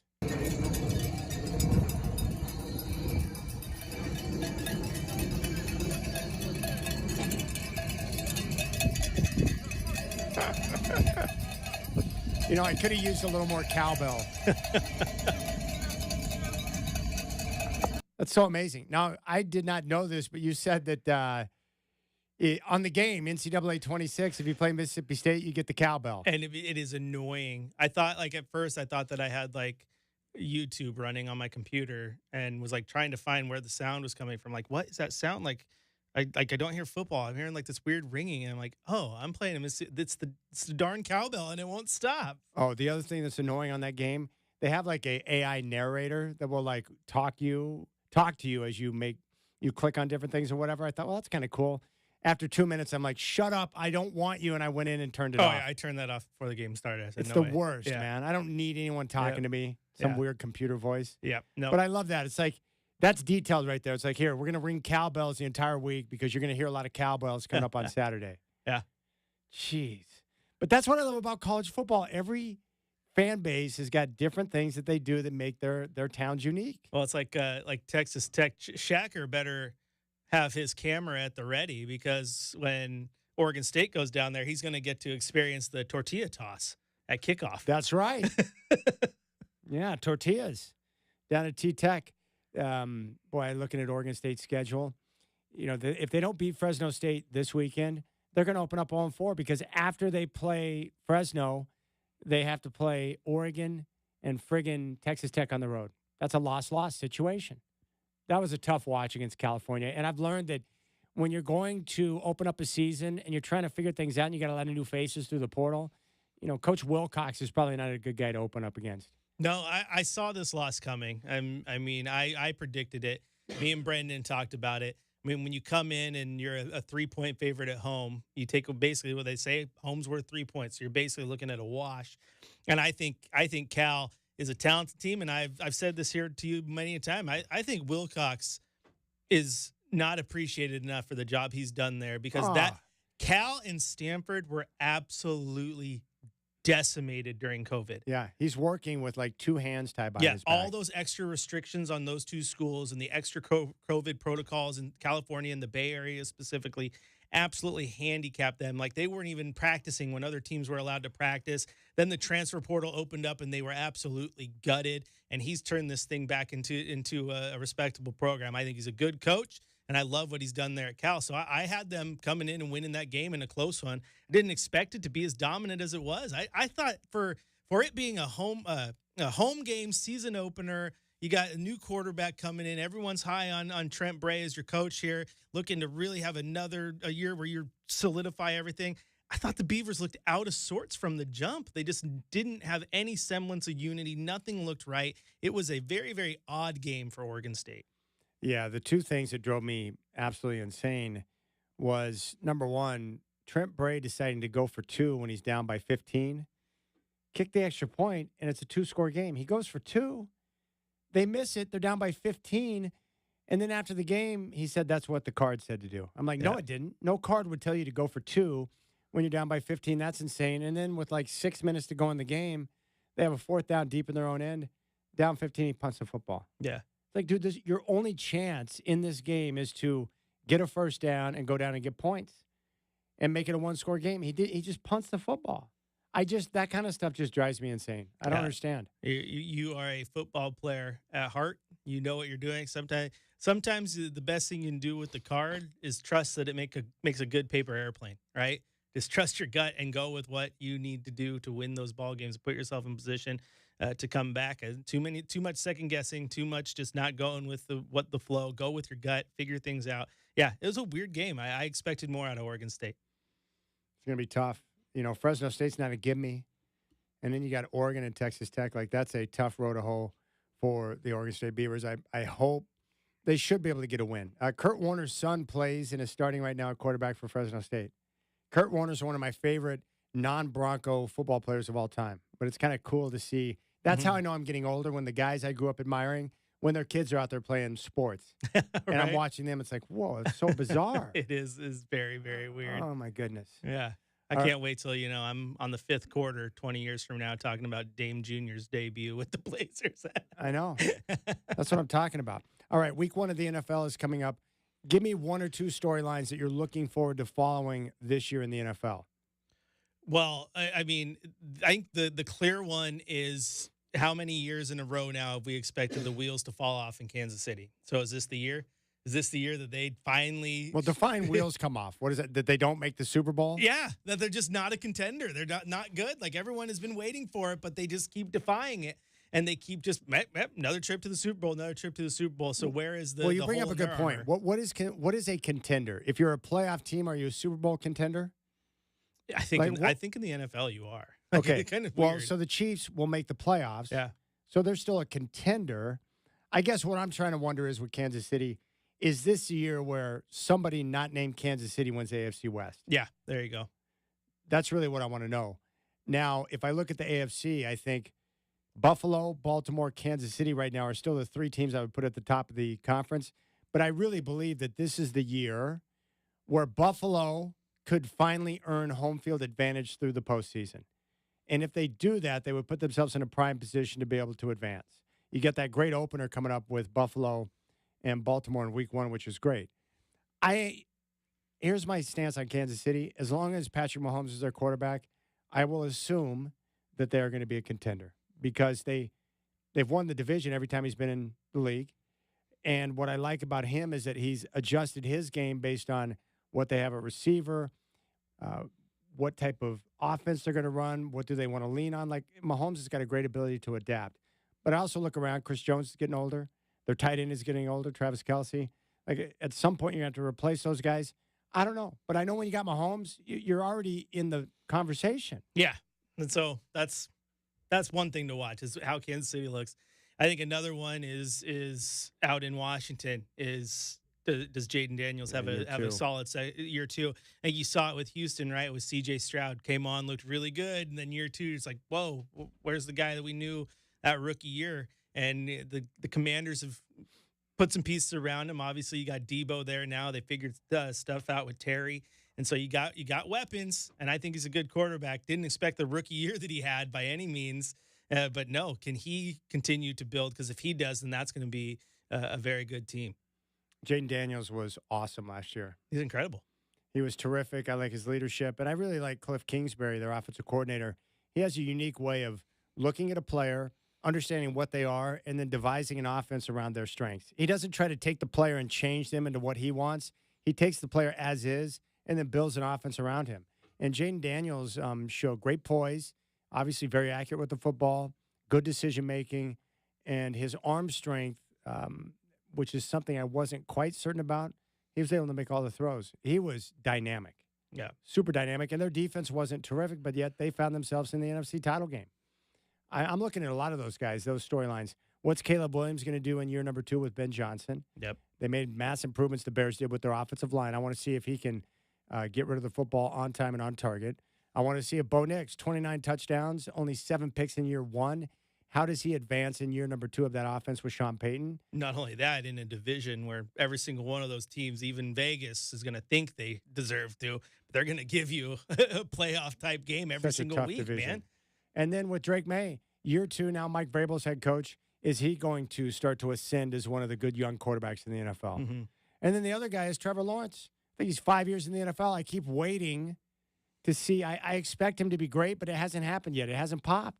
That's been a weird one, hasn't it? Yeah, because he's got all the tools you need. All of them, and it just hasn't worked there. But that's Jacksonville for you. I also think there's a ton of intrigue in the NFC West because that is a division that I think going into Week 1. That's why that game 1 starting off on the right foot for San Francisco or Seattle is so integral to your success moving forward. Because I think that division's wide open. I mean, conventional wisdom tells me it's the Niners because I'm a Niner fan. But they have no weapons outside of McCaffrey now. That wide receiver room is, I mean, Jennings is dealing with injuries. You got Ayuk who's out, and then outside of that, I mean, when your best receiver who's healthy is the guy who got shot last year, that's wild, isn't it? It right? is. But then you got the Rams who they have talent, but how can they've had their ups and downs. They got rid of Cooper, and they're like, okay, no, Cooper Kupp's gone, but we trust Puka Nacua, and who else do we have around him? Can Kyler Murray jump back and have a bounce back year because he hasn't looked as good as advertised for a while now, but there's talent there. So Arizona could be good. Like it's a wide open division, but for like all of the wrong reasons. Like, cause like you look at Denver and you look at Kansas City and you look at LA, right? And like that division is wide open too. Any one of those 3 can win that because they're all probably 3 of the best teams in that entire conference. But with the NFC West, you're like, yeah, those are like 4 teams that are going to be like, meh, which one of them is going to show you that they're really good? I think that's going to be fun to tell. I want to play something for you. This is Drew Brees. He was asking about Bo Nix, and he was talking about Sean Payton and the Broncos offense and what it's like working with Sean Payton and running that offense. I love this clip because this is when I realize how much I don't understand about football. Like, I do not know how quarterbacks in the NFL do it. With everything they have to process, it's a no wonder that so many guys struggle when they start their careers, how so many guys bomb out and end up being busts, because it's really hard to do. And Drew Brees talks about Sean Payton, Bo Nix, and running that offense and some of the intricacies that are in it. But take a listen to Drew Brees. This is how would I describe this? A masterclass in quarterbacking. I mean, the system's fun to watch. Obviously there's still a ton of the core concepts that exist. The offense always evolves just like it did when we were playing together because that every year people are studying your offense, defenses are studying your offense, and also you're sitting there stealing ideas from other places and into the guys that you have, but you're always trying to stay cutting edge and stay ahead of the curve. And I think we always wanted to feel like we were setting the standard for how offensive football should be played. And so I love watching the Broncos, love watching Sean. Man, Bo Nix is a really fun quarterback to watch. I think he's got all the traits, all the tools, great athlete, really, really runs well. I mean, I don't think he gets enough credit for how well he runs. Not surprising. We've had discussions about being a multi-sport athlete and how to being a really good quarterback. He was an exceptional track athlete. I can see it when he runs. I think he ran the 400, which is a man's race. Like that is a legit race. And so like you see that when he takes off and runs, it's like he gets faster as he gets 20, 30, 40 yards down the field. So big, strong athlete, obviously great with the short intermediate passing game, very accurate, gets the ball out of his hands quickly, but can really push the ball down the field as well. And I think in his second year now, he's developed a comfort level with, I think, the complexity of the Sean Payton offense. I mean, look, Sean will make it as complicated as you can handle, right? I mean, that's basically the way I would equate it. Sean has all of his assistants that he had with the Saints. It's Joe Lombardi, it's Pete Carmichael, it's Zach Strief, it's all these guys that, have been in that system now for almost 20 years. I mean, legitimately. So think about the institutional knowledge and from where it started to where it is now. And now Bo Nix is coming and trying to learn this new language and get caught up. But gradually over time, I think he'll take more and more responsibility, within the framework of the offense. And I mean, sky's the limit for a guy like that. You mentioned Sean's offense being as complicated as you can handle it. Can you give me an example of something where you guys really pushed it into a territory you never thought, as far as complexity, as far as you guys just going together into the deep waters of football? Can you just take me through that a little bit, Drew? Well, it's more like, okay, what responsibilities are you putting on the quarterback when he walks up to the line of scrimmage? I mean, there's a ton that goes into just that pre-snap routine. I actually thought they did a great job on that Netflix series Quarterbacks, with going through kind of the pre-snap routine, as they did that analysis. I mean, it's so true. You break the huddle and you've got, call it 10 to 15 seconds to get this ball snapped. And it's all the things that you're trying to absorb, right? Like the first thing I would always blink is the front. Front's going to tell me a lot about the coverage structure, the pressures that they run from there. Then you kind of work your way up. It's linebacker, it's safeties, safety rotation, it's corners, it's leverage. It's kind of okay. It's matchup. And you're slowly just kind of like, process of elimination as to what the defense is going to do post snap. And then from there, it's, getting the ball snap. Well, oh, by the way, as you were walking up the huddle, you had to remind this receiver that he needs to take a tighter split because of the route that he's got, or because he has to take out the safety. And then, oh, by the way, you have 2 plays that are a part of this play, and you're going to run here until you get this look, and then you're going to go the other way. And oh, but here's the pressure, and you have that get to play because it's the one opportunity that you might get against that pressure in order to take advantage of it to make the play that could be the one that becomes the game winner. So like all these things are happening in 10 to 15 seconds, and it's why you work so dang hard during the week, just to have this preparation, this mechanism where it's like you've played the game over and over in your mind to the point where you can just go out there and operate and you don't even think twice about it. But I mean, that's just an example of like what's going through your head as you approach the ball. But within the framework of Sean's offense, I mean, look, he has this reputation as just, hey, throw it. But like, man, he wants to establish the run.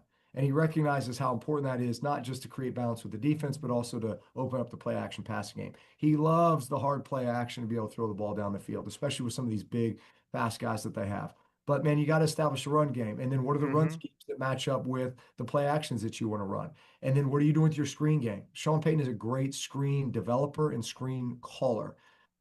He loves no huddle packages. Like, how do we speed up the tempo, right? Okay, well, if we're going to speed up the tempo and go no huddle, I need a QB who can communicate that very clearly and then make very quick, decisive decisions to be able to spit the ball out, and then you're not worried about protection. So are those no huddles out of empty? Is it out of bunch formation? Is it out of 2x2? Is it out of 3x1? If you have a stud tight end, are we going to split him out to the single receiver side like we have with Jimmy Graham or Jeremy Shockey, or Ben Watson? Like, so there's all these things that kind of go into that become like this offense that truly is so dynamic. But think about it as a defensive coordinator, if you're trying to prepare for this, it's like, man. That's unbelievable. I just can't imagine in less than a minute, you step up to the line of scrimmage, you look at the defense, you take a look at the front to get an idea of what they're going to do on the back end, look at the linebackers, look at the secondary, then you focus in on matchups. Maybe you're only going to get one chance on a matchup you've been looking for the entire game, and that's the time to run that call. Communicate to your receivers that they need to adjust their route based on the coverage you're seeing, and get the play called on time. And at the same time, you got the linebacker watching what you're doing, calling audibles for his defense to do the same. Football's hard, is what we're saying. And he could have just been crushed by a 300-pounder, and you have to get up in pain and be able to process all that information. Yeah. That's why I love those old Andrew Luck clips where he gets sacked and be like, oh, man, good hit. That's a good hit, 45. He would give him applause. Or like Hines Ward, who would always get up smiling no matter how hard he got tackled. Like smiling. Gosh, it's so tough. The game is so hard. Quarterbacking is absolutely brutal. It's wild how hard it is. All right, we'll keep things rolling. Rip City Drive. Brian Noe, Fox Sports Radio coming up at 5:20. The NFL season will kick off tomorrow with the Eagles and Cowboys at 5:20 on NBC. Philly right now, 8.5-point favorite over Dallas.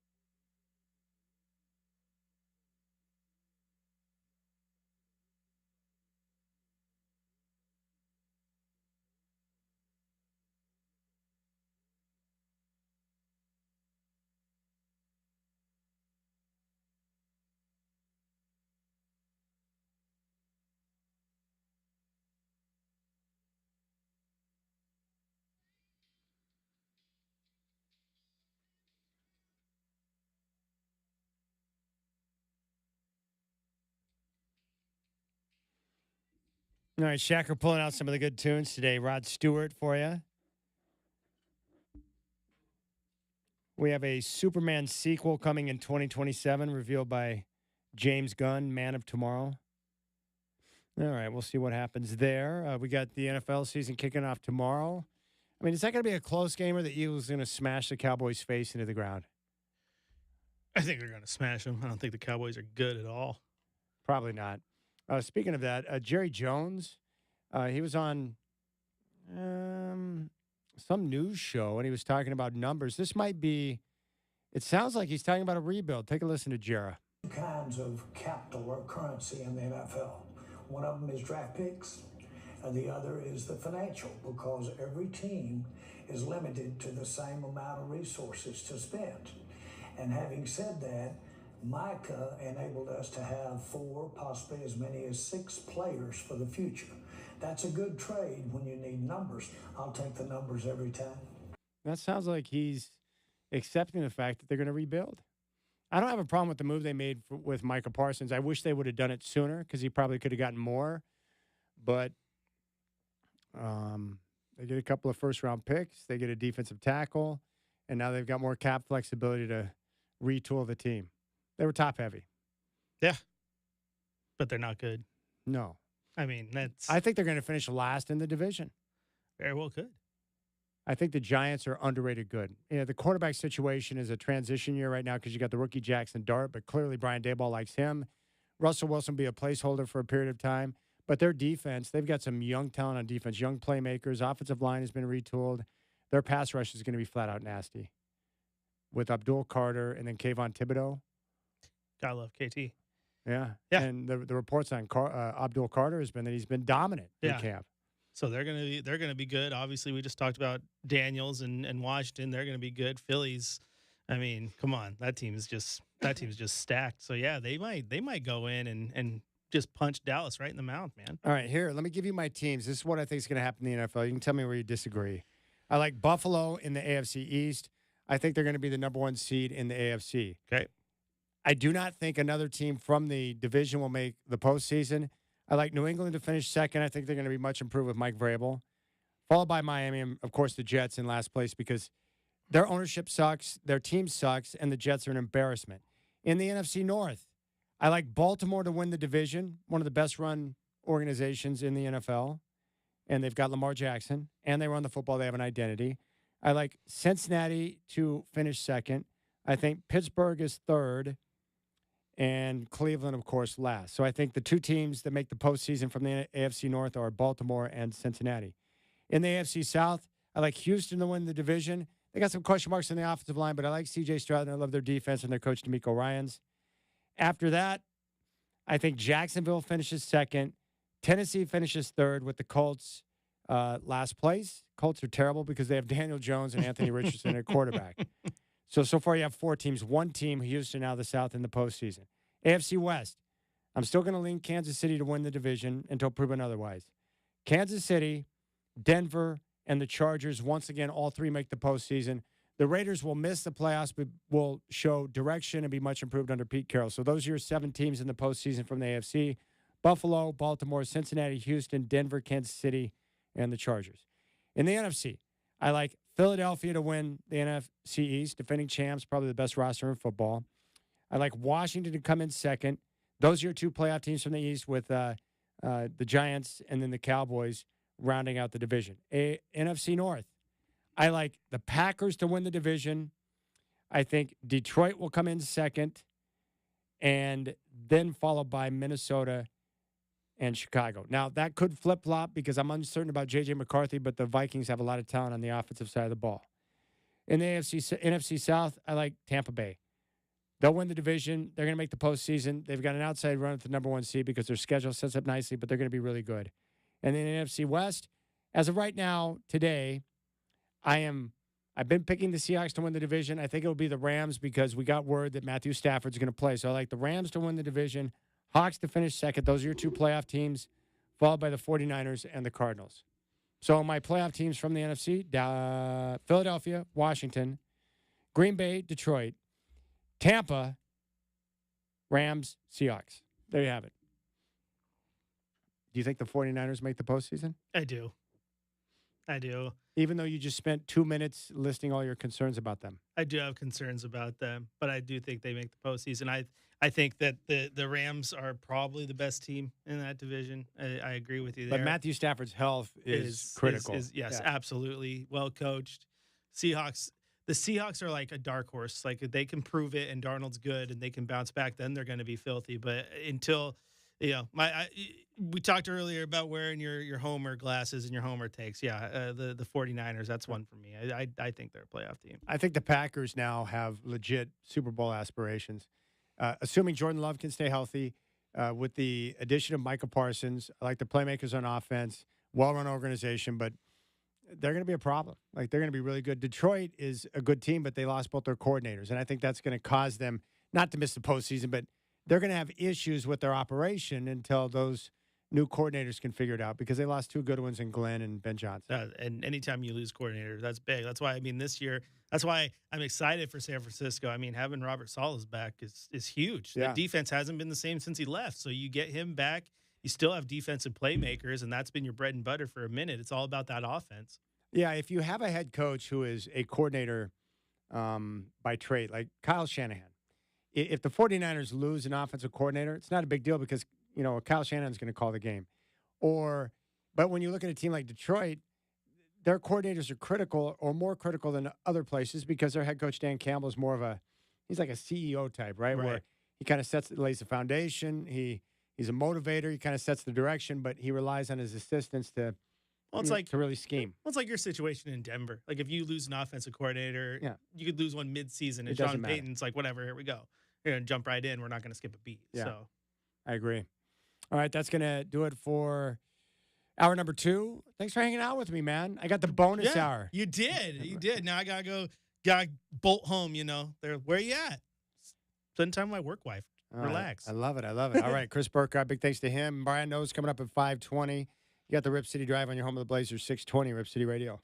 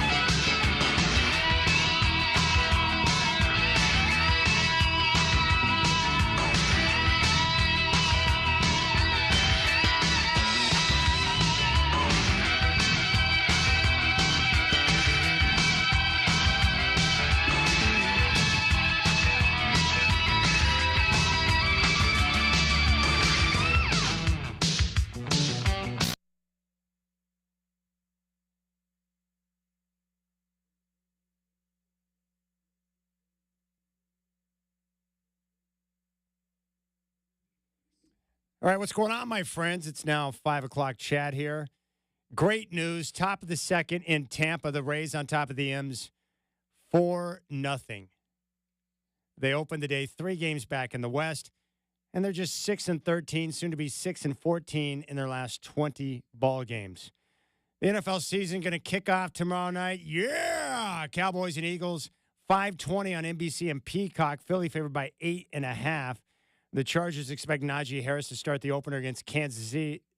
That game's on Friday night. The Hawks are going to host the Niners. 105 kick on Fox. San Francisco is favored by 2.5. Clippers owner Steve Ballmer might be in hot water, accused of circumventing the cap to pay Kawhi Leonard a bonus $28 million for a no-show job. The NBA is investigating the matter. And Brian O, Fox Sports Radio. Bino going to join me at 5:20.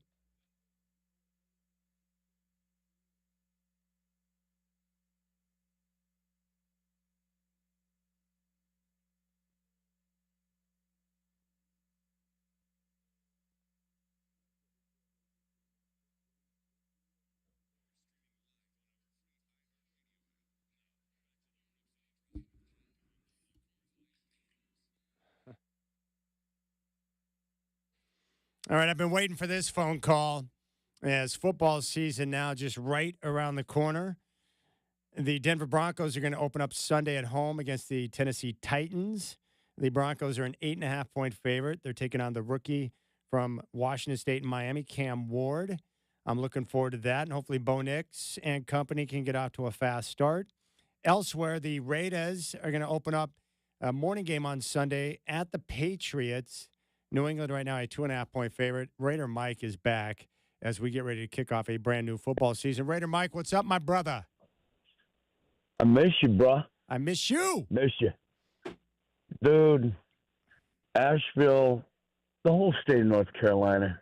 I mean, it's the epicenter here. You had Belichick just getting bitch slapped hard on national TV. Big time. That was beautiful. Unbelievable. And then this state has been destroyed, and no one's acknowledging how much destruction happened. I've never seen, I've cleaned up 16 hurricanes. I'm like, what's going on here? The world is on its head. But it's football season. So I get to get refocused. But then you got the NBA trying to be Jerry Jones, while Jerry Jones is being on Good Morning America with this $28 million thing. Wow. I mean, didn't that happen with Minnesota, Joe Smith? Wasn't it like 5 first-round draft picks and millions of dollars? Well, I'm saying if Steve Ballmer is guilty of giving $28 million to Kawhi for a no-show job, this is lose draft picks type of bad. The NBA will drop the hammer on him. There's no question about it. How about we Snyder you? No, let's go Sterling on you. Let's keep it in the house it's always came from. Wow. $28 million. You can have the house you built, Bomber, but you're not owning the team. Huh. That would be a message. Oh, my goodness. That would be a message loud heard. Now, are you sick of Jarrah? Yeah. I want your opinion. I just watched last week. I watched the entire Cowboys doc on Netflix. It was terrific. I've got a special place in my heart for Jerry Jones, because I really like him and I think he cares about his players.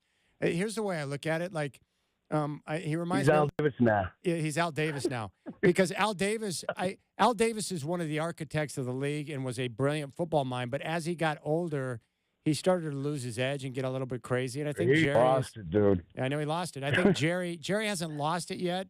I think here's the way I look at the trade that they made. I think Jerry came to the realization that they were top heavy and they needed some ammunition to help rebuild the roster. And so he made the decision to make the trade for 2 first-round picks and Kenny Clark, and they got the salary cap relief, getting him off the books. The problem was the timing for me, because if you go to teams earlier in the process, like back in March before the draft, they probably get more than 2 first-round picks and Kenny Clark. And so I just don't understand the timing of it, but I understand what he's trying to do, because he's desperate to win again before he dies. and he knows with the team as constructed right now, it's not going to be good enough. So he's trying to get the ammunition to get better players. But the timing was bad. Horrifying. Yeah. Horrifying, Jeff. He needs to step back. He's living way back in the 90s. And guess what? You haven't done anything. 30 years. For 30 years, bro. I know. I mean, I used to look at Al and go, what are you doing, bro? Dude, the Raiders have been to a Super Bowl more recently than the Cowboys. Yeah. We got destroyed, and our center went on a drug-hinged fuel fire in Tijuana for the game. You know? That's where we're at. We've finally changed things. Well, I like the direction. Pete Carroll. Hey, Pete Carroll's a great coach, one of the best. He knows how to lay a foundation and rebuild a program. And I think this year the Raiders, with the veteran players they brought in, he's got a quarterback he trusts. You're going to see a team with direction, and that's what they needed. And Pete Carroll provides that. I'm going to let you get out of. You owe me 2 rounds, New Jersey. I know. I'm going to let you try and get out. I'm going to let you. Well, I'm going to come this summer to get one of these rounds because it might be 3. And I'm going to golf all those 3. You're going to put the wager down, whoever goes further? Well, let me ask you a question. Do you think the Raiders are going to finish with a better record than the Broncos? Yes. Okay, you're on. Attaboy. Broncos better? Yeah. I did not know that. Oh, Raider Mike, you got to keep it clean, my friend. Where's the dump button? Raider Mike, easy boy. I know you're pumped. I know you're pumped up for the season, but we got to be careful, my friend. That's okay. I got the dump button. It is within arm's length of my seated position right now. So I keep my finger right underneath the red button, and it was created for people like Raider Mike. So when I know he's going to go off the rails, which he did right there, I just bloop, hit the button, and it never happened. Now, for those listening via the app, they might have heard the unfortunate word that came out. Now, that happens. What'd you say, Michael Shacker? I pushed the dump button also, so I guess we double gave dump. him the number 2 treatment. Double dump on Raider Mike. Yeah, I'm pumped. I can't wait for this weekend. Broncos open up against the Tennessee Titans. That's a victory. And I'm excited to see Cam Ward play, but I'm just being real. He's going up against one of the best defenses. You know, the young quarterbacks, and Cam Ward's got a chance to be a good one. There's a refiner's fire that you have to go through. That's not a good game to open up your NFL career. On the road against one of the best defenses with 4 guys that can cover and a great pass rush. Yeah, I think Denver's going to win. Raiders and Patriots, underrated good game. I'm excited to watch the Raiders to see what they're going to do with Pete Carroll this year. Geno Smith, a lot of veteran players coming in. Pete Carroll is a great coach, obviously. Knows how to lay a foundation, rebuild a program. He's going to provide direction. Finally, a rudderless ship that will now have a captain at the helm that knows what he's doing. That's Pete Carroll. And they're going to be much, much improved.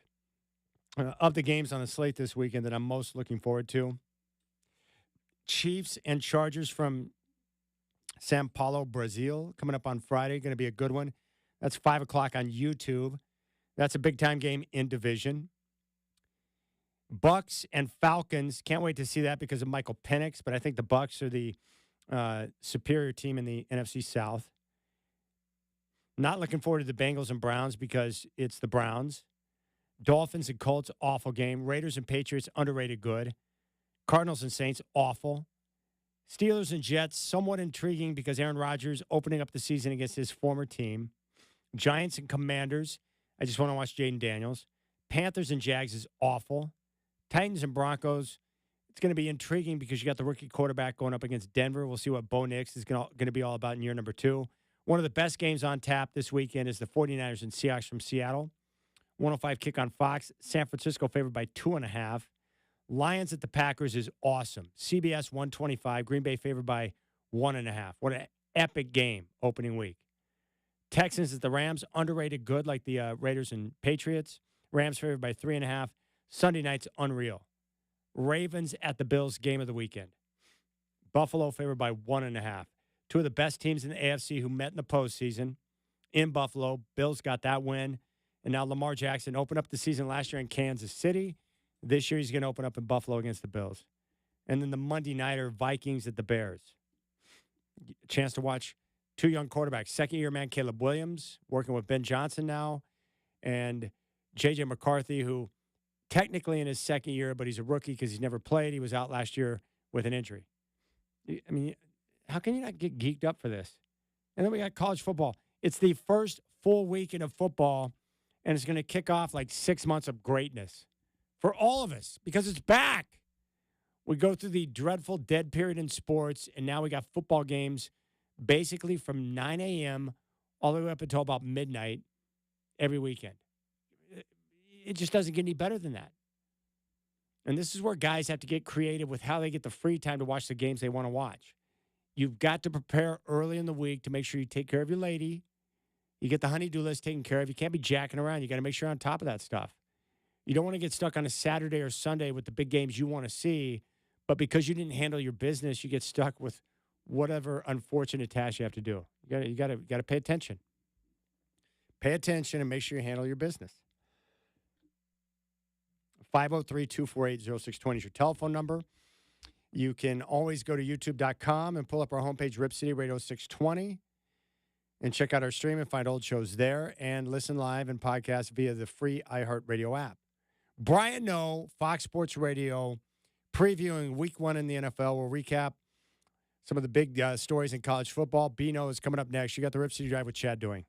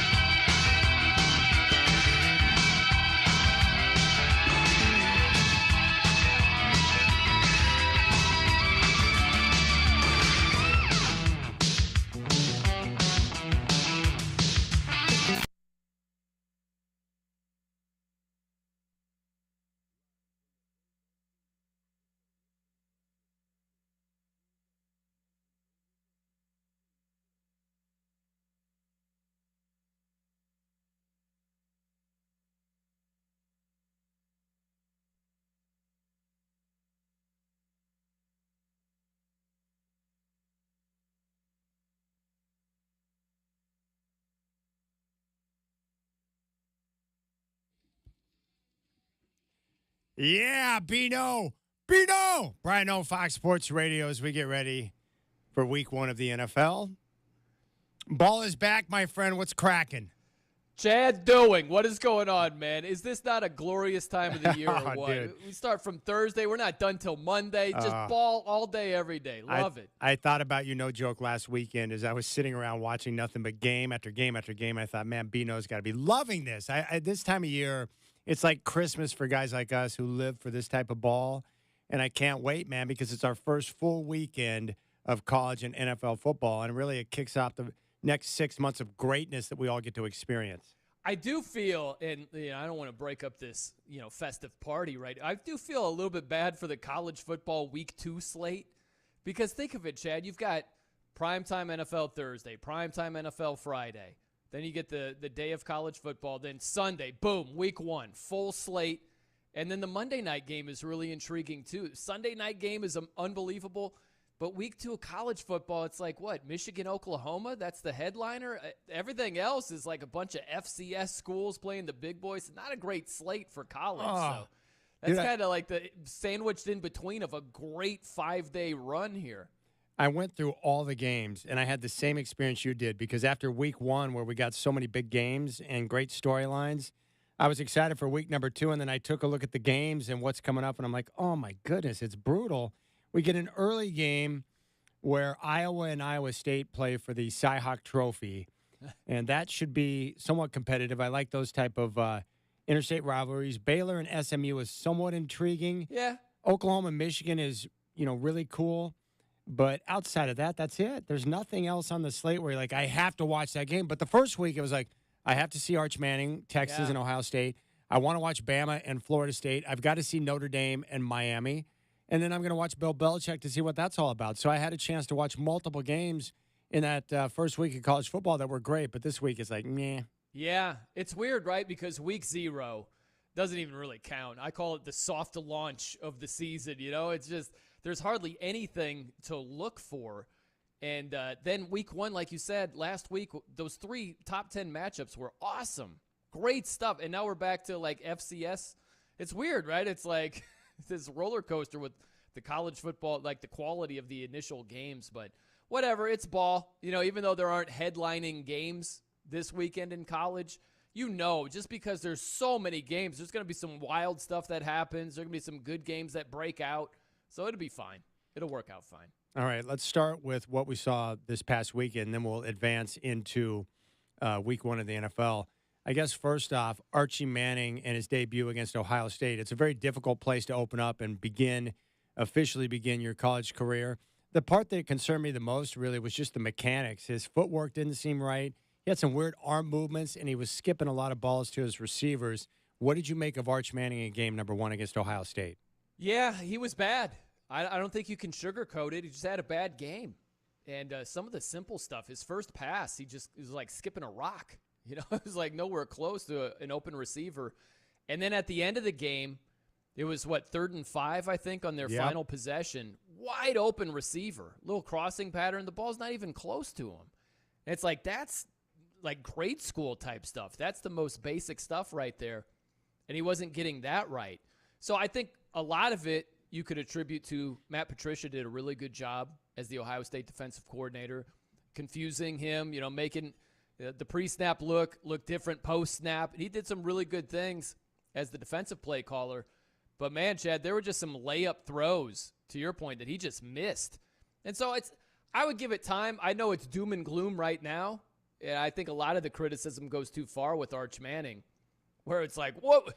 Heisman favorite. But it's like, yeah, he was the number 1 recruit. It's not the dumbest thing in the world. It looks silly now, but at the time, it wasn't the craziest thing ever. Yeah. He's got a ton of talent. Even though he played badly, I wouldn't sell all my stock. Yeah. There's a reason he's the number 1 recruit and might be the number 1 overall pick. It's not like he's a hack quarterback all of a sudden. Just had a bad Saturday. Yeah, there's no question about it. It's never a good sign when you're like midway through the game and the quarterback's already had more commercials with him in it than he has completions. It's like, that's not a good look. That's not good. You never want that. We call it the old school Baker Mayfield syndrome, is what that is right there. Yeah. What was he spokesman of at the time? The insurance stuff? Was it Progressive or something else with all those commercials? Yeah, was it State Farm? I can't remember exactly what, but he was on TV constantly, and it just didn't go well initially. But I love quarterbacks, Baker, Geno Smith, Sam Darnold. I love guys who grind through, get a second opportunity, and make the most of it. I love those type of redemption quarterback stories because when you and I were younger, usually if you were a top pick at quarterback and you bombed out, you never got that second look or an opportunity. Yeah, it is. It's pretty remarkable that those guys have rebounded the way that they have. I went back. Baker Mayfield's first contract with Tampa a couple of years ago, I think it was a 1-year deal for like $4 million.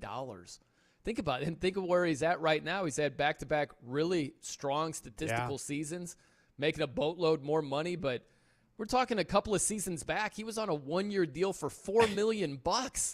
Like that's below minimum wage for NFL quarterbacks. For sure. You know, and he made the most of it, man. Landed on his feet now. All right, Alabama got just hammered by Florida State. What an impressive job by Mike Norvell and Gus Malzahn, who's their offensive coordinator now. What I'm wondering with Kalen DeBoer, his numbers and where he's been previous prove that he's a great coach. I'm just wondering if maybe his personality, because he's a West Coast guy, you make that move south to work in the SEC at Alabama. You know, I'm just wondering if maybe he's not the right fit at a place like Bama compared to a West Coast location like Washington. What's your read on what you're seeing at Bama right now? Because the effort level that we saw at points in time during that game wasn't up to par for the way we're used to seeing Crimson Tide. I hear you. I would think of it like this, where what do they say? Love is the universal language. Yes. There's something else that is. That's winning. Winning is the universal language. So you could be, you know, Yankee from up north and head down to Tuscaloosa. As long as you're winning ball games, they will love you and embrace you. But if you're not, that's going to be a problem. And that's what I see it being right now with Kalen DeBoer. Is maybe West Coast is more his vibe. Maybe he's, you know, feeling more comfortable in a West Coast spot. But I still think that he can be successful in other places. He's off to a really rough start in Bama. He's lost 4 games to unranked teams. He's lost 4 games to teams that he was a double-digit favorite in. Yeah. You just can't do that, man. It's not like they're losing at Georgia or at Texas or like right to the big boys. They're losing to Florida State off a 2-10 season. They're losing to Vanderbilt. Chad. Oklahoma was brutal last year. They lost to Oklahoma. You can't be losing those games when you're filling in. You're taking over for Nick Saban, right? They're used to the penthouse. And right now, losing to unranked, double-digit underdogs. This is the outhouse right here. So it's a rough start for Kalen DeBoer. And I did an interview a little bit earlier, Chad. I was making the rounds here, and the host, Nate Brown, he was saying that he likened it a little bit to Brian Kelly's start at LSU. Mm-hmm. I thought that was a good comparison, right? Where it started off rocky, same kind of thing. He's manufacturing a fake Southern accent with my family. Oh, so douchey. And he's losing games. Finally, that's a big win against Clemson. You go on the road, you beat a top 5 team. You finally get something moving in your direction here. That's exactly what Kalen DeBoer has to do. He's got to win a bigger game and get these critics off his back and get the momentum going in the right direction. Speaking of winning being the ultimate language in football, you know, you can date someone the age of your granddaughter and be a head coach, but you can't do that when you're losing and getting embarrassed by TCU. I'm just wondering if, like Bill Belichick, is he like becoming like that crazy uncle or grandfather that needs someone to step in to help him? Because his behavior and actions since he's taken over at North Carolina are a little bit strange to me. And I'm just wondering if he's going to have what it takes to bring in the talent required to have a chance to compete with the likes of Clemson and Florida State in the ACC. Yeah, man, it's he's got a long way to go, right? Oh. That was a rough debut. And, hey, he might not get there. That was the big knock on him in the NFL was drafting. Belichick. Yeah, Belichick, the talent evaluator, got in the way of Belichick, the great head coach, many times. So I don't know. Might be the same thing in college. It's possible. But he's got to have, like Bill Parcells said, you got to have the groceries. You know, if you want to cook the meal, you got to have the groceries. And he's got to have a lot better talent there to really make noise. I just think, Chad, I know, it's doom and gloom when it comes to Belichick, but it's North Carolina. Like, these people that are like, what's North Carolina doing? I just don't understand that. They're North Carolina. How is North Carolina going to say no to Bill Belichick? It's like if the Brazilian underwear model wants to go out with you, you don't say, I don't know if this is a good long-term fit. You say yes, and you figure it out later, right? Like, that's North Carolina. Of course, they had to say yes to Belichick. I don't understand these people that are like, why'd they do it in the first place? It's like, what were they doing outside of Belichick? Like, who did you want them to hire that was going to blow your doors off? There's nobody available. They absolutely should have hired him, but we'll see if he can get it on track. All right, Bino, Fox Sports Radio here on the Rip City Drive. Week 1 of the NFL is going to kick off tomorrow with the Cowboys and the Eagles. I want to start with your thoughts on the move by Jerry Jones, letting Micah Parsons go to Green Bay in exchange for 2 first-round picks and Kenny Clark. What'd you make of the move? I hated it. I think it's dumb. You pay your generational talents. You don't overthink it. They should have paid him a long time ago. But even if you're going to trade him, right, Chad? Like, let's walk down that road for a second. If you're going to trade him, then find a way to maximize the value. And they didn't do that. I think of it like Luka Doncic in a way where with Luka, same thing. If you're going to trade him, I think that's crazy. But if you're going to trade him, maximize the value of this guy. He's a generational talent. And they didn't do that. They were talking to the Lakers, under the cloak of night, right? Instead of opening it up to the league. You could have had a bidding war. You could have gotten much more for Luka Doncic than they got. And so I look at it similarly with Micah Parsons. You're not going to get the same haul. We understand it works differently in the NFL compared to the NBA. Draft picks are valued a lot more in the NFL, yada, yada. But if they opened it up in, say, March. Yes. Right, before you get draft picks before the draft. Yeah. And if you're opening it up league-wide, you can't sit here and tell me there's no chance, no how they get, like, considerably more than they got. They got Kenny Clark and 2 late first-round picks, most likely. They could have gotten way better than that. And they traded him to a team in their own conference.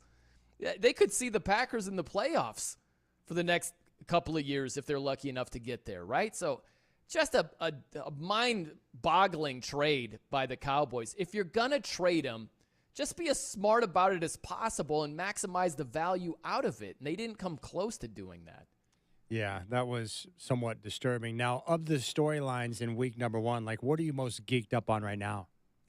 Man, I love the Sunday night game. Oh, when you get the so Bills good. and Ravens, that's a great matchup. I love that week 1. And just ball being back in general, I want to see – because, listen, it's fashionable to just clown the Cowboys with all due reason, right? But it's a divisional game, week 1. Can they keep it close against the Eagles? Can this be a fourth-quarter game? And I love the game in Brazil, right? We just start off right out of the gate, divisional battle. Chargers trying to create some year 2 Jim Harbaugh magic against the Chiefs. I think the Chiefs are going to be a gigantic pain in the boudoir this year, man.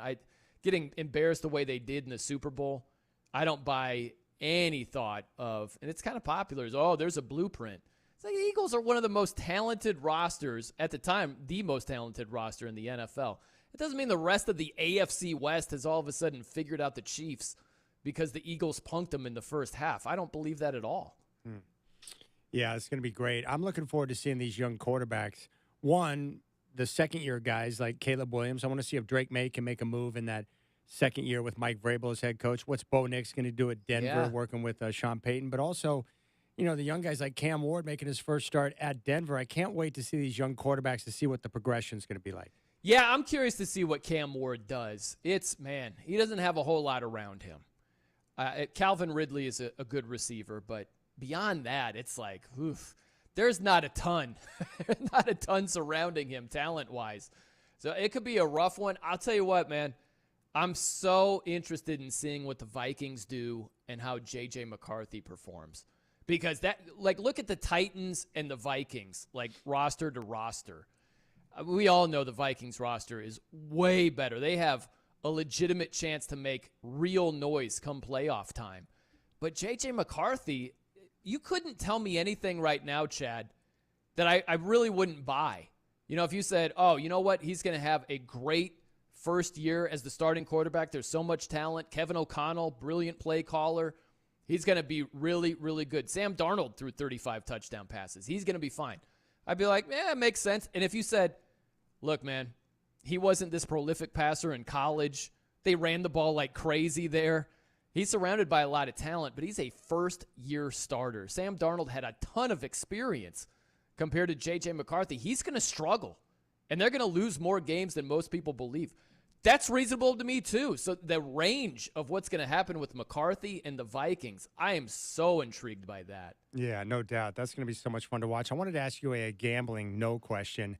I'm looking at the lines, and I'm trying to figure out why is the 49ers favored by 2.5 at Seattle? Can you explain that one to me? Because I look at that and I'm like, dude, Seattle's the team to play there, but it looks too good to be true. What's up with that? Yeah, those weird lines, right, where it just screams sucker bet. And I'm not sure which side is the sucker bet, you know? I like the Seahawks defense playing at home. You look at the Niners, their wide receivers are so banged up. They just released the guy and picked up MVS. They picked up the receiver the Seahawks let go, right? Marquez Valdez-Scantling was released by the Seahawks this offseason. The Niners just picked him up. He's going to be one of their main guys in week 1. So I don't love that if I'm a Niners fan. We got our wide receivers are the walking wounded here. We're going up against a good defense. I like the Seahawks plus the points. And I don't know, man, when you get that plus 2.5 on the road, it's like, ugh.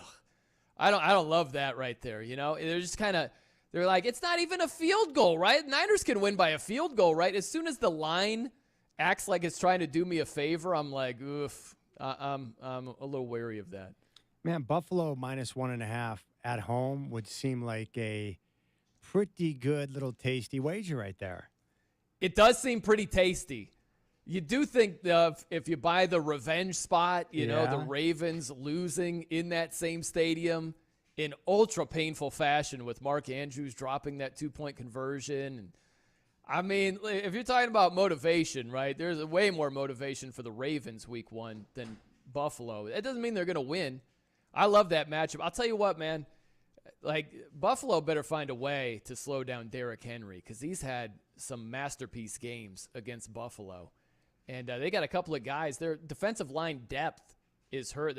Buffalo has 2 guys that are out for the first 6 weeks due to suspension. So, you know, maybe the Ravens will be able to play smash mouth and take advantage of that a little bit. I don't know if you saw this. You probably did because you're all over it. You got to hate Scott Hansen confirming that Red Zone's going to feature commercials. What the flip is going on, man? This is not good, no? Man. It's terrible. I only like it if Scott Hansen is voicing all the commercials in Red Zone fashion, right? It's the vibe of, if you want a sub, here's Subway. They got the BLT, they got the BMT, right? Like that would be kind of fun and creative. But yeah, commercials on Red Zone. You know what really irritates me about that is like if I'm paying a subscription, then the idea of getting a commercial rammed down my throat it makes my skin crawl, Bino. Like I'm not down with that, man. Yeah, like think of the other streaming platforms like Netflix, for instance, right? If you want the package that eliminates all the commercials, well, that's going to cost you a little bit more. It would suck if they still, after you paid that fee, found a way to shoehorn more ads there. You're like, I'm paying to not have these. Yeah, I don't want your ads for crying out loud. Oh, by the way, speaking of Netflix, have you watched the Cowboys doc yet? I've seen a little bit of it, and it's really, really good. Really good. How many parts is it? 8? I want to say it was 7 or 8. I watched the entire thing, but you got to watch it. It's so wild because I had forgotten some of the details, you know, because it's, 30 years ago. But Jerry Jones putting all of his money, being up to his eyeballs in debt, into one well, and then striking it rich and getting $100 million overnight is incredible. And he accomplished his dream of being able to go out and buy an NFL team. Like that's so awesome, and I love it because I understand now why he pursues what he pursues, because that experience he had at Arkansas with Jimmy Johnson, that's where he met Barry Switzer. They won the national title, and he's been spending the rest of his life trying to recapture that feeling from that team. It had that big of an impact on him. Man, I'll tell you what, that first episode that you're talking about, I love that because he was in debt. He was drilling for oil and striking out, and he's like, I'm going to give it another go. let's give it a shot here. And he struck it rich. He got about $50 million, I think, on one drilling. And the way he's describing it, I don't know anything about oil drilling. You know, who does? But he's like, it starts like speaking to you. You know, he's like, and it starts crying. It starts, wheezing. And you're like, what? Wow. You're just so sucked in. He does a great job of painting a picture there. That first episode's really good. Yeah. I'm also happy that Jimmy Johnson and Jerry Jones were able to mend their relationship over time. He's in the Ring of Fame with the Cowboys now, and they're able to come together because those guys accomplished a lot of great things together, and it would be a shame if they would spend the rest of their lives apart because, that's great NFL history right there with Jerry Jones and Jimmy Johnson. Yeah, and it's the same thing. It's the news today where it's like Kraft and Belichick. They had so much success together. It would suck if they're just, on opposite ends, totally divided relationship. But the news of Belichick's going to have a statue out, like Tom Brady outside of Foxborough when he's done coaching. I don't understand the when he's done coaching thing. I think they can make that happen while he's coaching. But whatever. It's a step in the right direction because they had so much success together. I understand. It's like, listen, it's like a married couple. You're together for so long, maybe kind of wear on each other. But you can't forget about all those good times. And, Jerry Jones, Jimmy Johnson, Kraft, Belichick, that's NFL royalty right there, So it's good that they're taking some steps in the right direction. All right, Brian, no Fox Sports Radio. Well, my brother, so does this weekend kick off the first week of your NFL pregame show on Fox? Tell me about it. Yeah. So we'll do countdown. It'll be countdown to kickoff. We put 2 kickoff now that ball is back, So Yes. Countdown to kickoff, it'll be your time. Saturdays will be 6 to 9, leading up to that 9 a.m. kickoff time. And then Sundays it'll be 7 to 10, right, for that early window of NFL games. Oh, dude. Right up to kickoff. Yeah. I can't go into the lab and create a better person for that show than you. It's like you were tailor-made for that program on Saturday and Sunday better than anybody. I love it. Thank you. I appreciate that. They were like, who can we get that has some radio experience and routinely bets, the over on first quarter NFL lines? Who do we have that's like a real degenerate that could lead the charge here? And, I think my name popped up glowingly when it comes to degenerate bets, I was talking to a guy down at Spirit Mountain who he was giving me his whole breakdown on why he does first half lines and his parlays and all this stuff. Like he's got a whole formula and a system for it, but he's all about the first half lines. He loves it. He's all more first half than full game. Sometimes that's the better way to go. I was kicking myself. It was one of my picks. I can't bet this, but I thought Notre Dame and Miami, the under was a pretty good play. Yeah. It was 50.5. Of course, it ended on 51, right? But I can't bet it because I don't want to root for Notre Dame not to score. Yes. So the only time I bet Notre Dame is for them to cover the spread. How great was that game? That game was a great awesome. Game. Gosh, it was a great good. game. Yeah. And probably the catch of the year in that game as well. How does the safety not karate chop that away from? I have Come no on, idea. man. I understand that he's thinking interception, but worst case scenario, you knock that ball down. There's not enough time. Unless that's a pick six, that's probably the only way they're going to score. I came out of that game, even though Notre Dame lost, I'm like, okay, they're one of the best teams in the country. I thought the young quarterback played well as the game went along. And now the key for Notre Dame is just continue to refine the defensive and offensive lines. And if they get those guys playing traditional Notre Dame type football, the Irish are going to be fine. No question. Yeah. And C.J. Carr played pretty well. He had the one interception. They were so conservative in the first half, but he showed legitimate signs in the second half. I was just kicking myself for not picking the first half under. I went full game under. I should have been like your friend right there. I know. Hardly any points in the first half. You blew it, man. You blew an opportunity, no? I knew they were going to be conservative in the first half. It makes all the sense in the world looking back now. Goodness. Well, I'll be in touch soon, man. Have fun with the shows this weekend and enjoy the ball, brother. All right, Chad Doing. Always great catching up with you, buddy. You enjoy the ball, too. All right. There's Bino. Love Bino. Bino! All right. We'll keep things rolling. Rip City Drive, Chad Doing on your home of the Blazers, 620 Rip City Radio.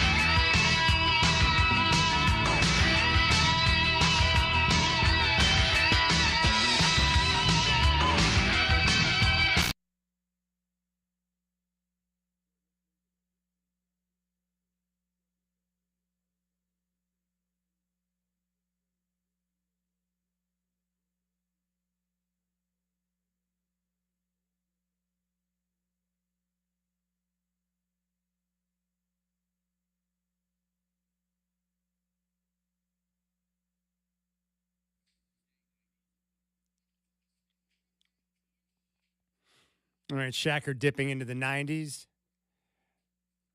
All right, big thanks to Brian No, Fox Sports Radio. You can hear him every Saturday and Sunday on Countdown on Fox Sports Radio here on 620. From 6 to 9 on Saturday leading up to the first kickoff, and then 7 to 10 on Sunday. And Brian No loves ball, and we love talking with him. And Tony in Boring loves the way he says my name, Chad Doing. All right, 503-248-0620 is your telephone number. I don't even like looking at the scoreboard. Mariners continuing to suck. It's so annoying. They make the right moves. They give themselves the ammunition. They're trailing 8-zip right now. Middle of the fifth down in Tampa. 14-1 advantage in hits for the Rays right now. It's like Seattle doesn't want to make the postseason. Awful. Awful. And this road trip that the Mariners are currently on was against 3 teams that aren't exactly barn burners. We basically have 3 losing teams. Cleveland, Tampa, and then Atlanta. But they're going to blow their chance. Yeah, the wild card is still in play for sure. But the division, if they don't turn things around in a hurry, is going to slip through their fingers. They got the 3 games coming up at Houston on September 19th, the 20th, and the 21st. But before that, they've got 3 games in Atlanta, 3 games at home against St. Louis, 4 games at home against the Angels, and 3 games at Kansas City before they go to Houston. And they finish out the season at home, 6 straight home games. Rockies, Dodgers. It's just like, come on, man. And Luis Castillo can't pitch anymore? No, it's annoying. All right, you guys have a great night. Big thanks to Chris.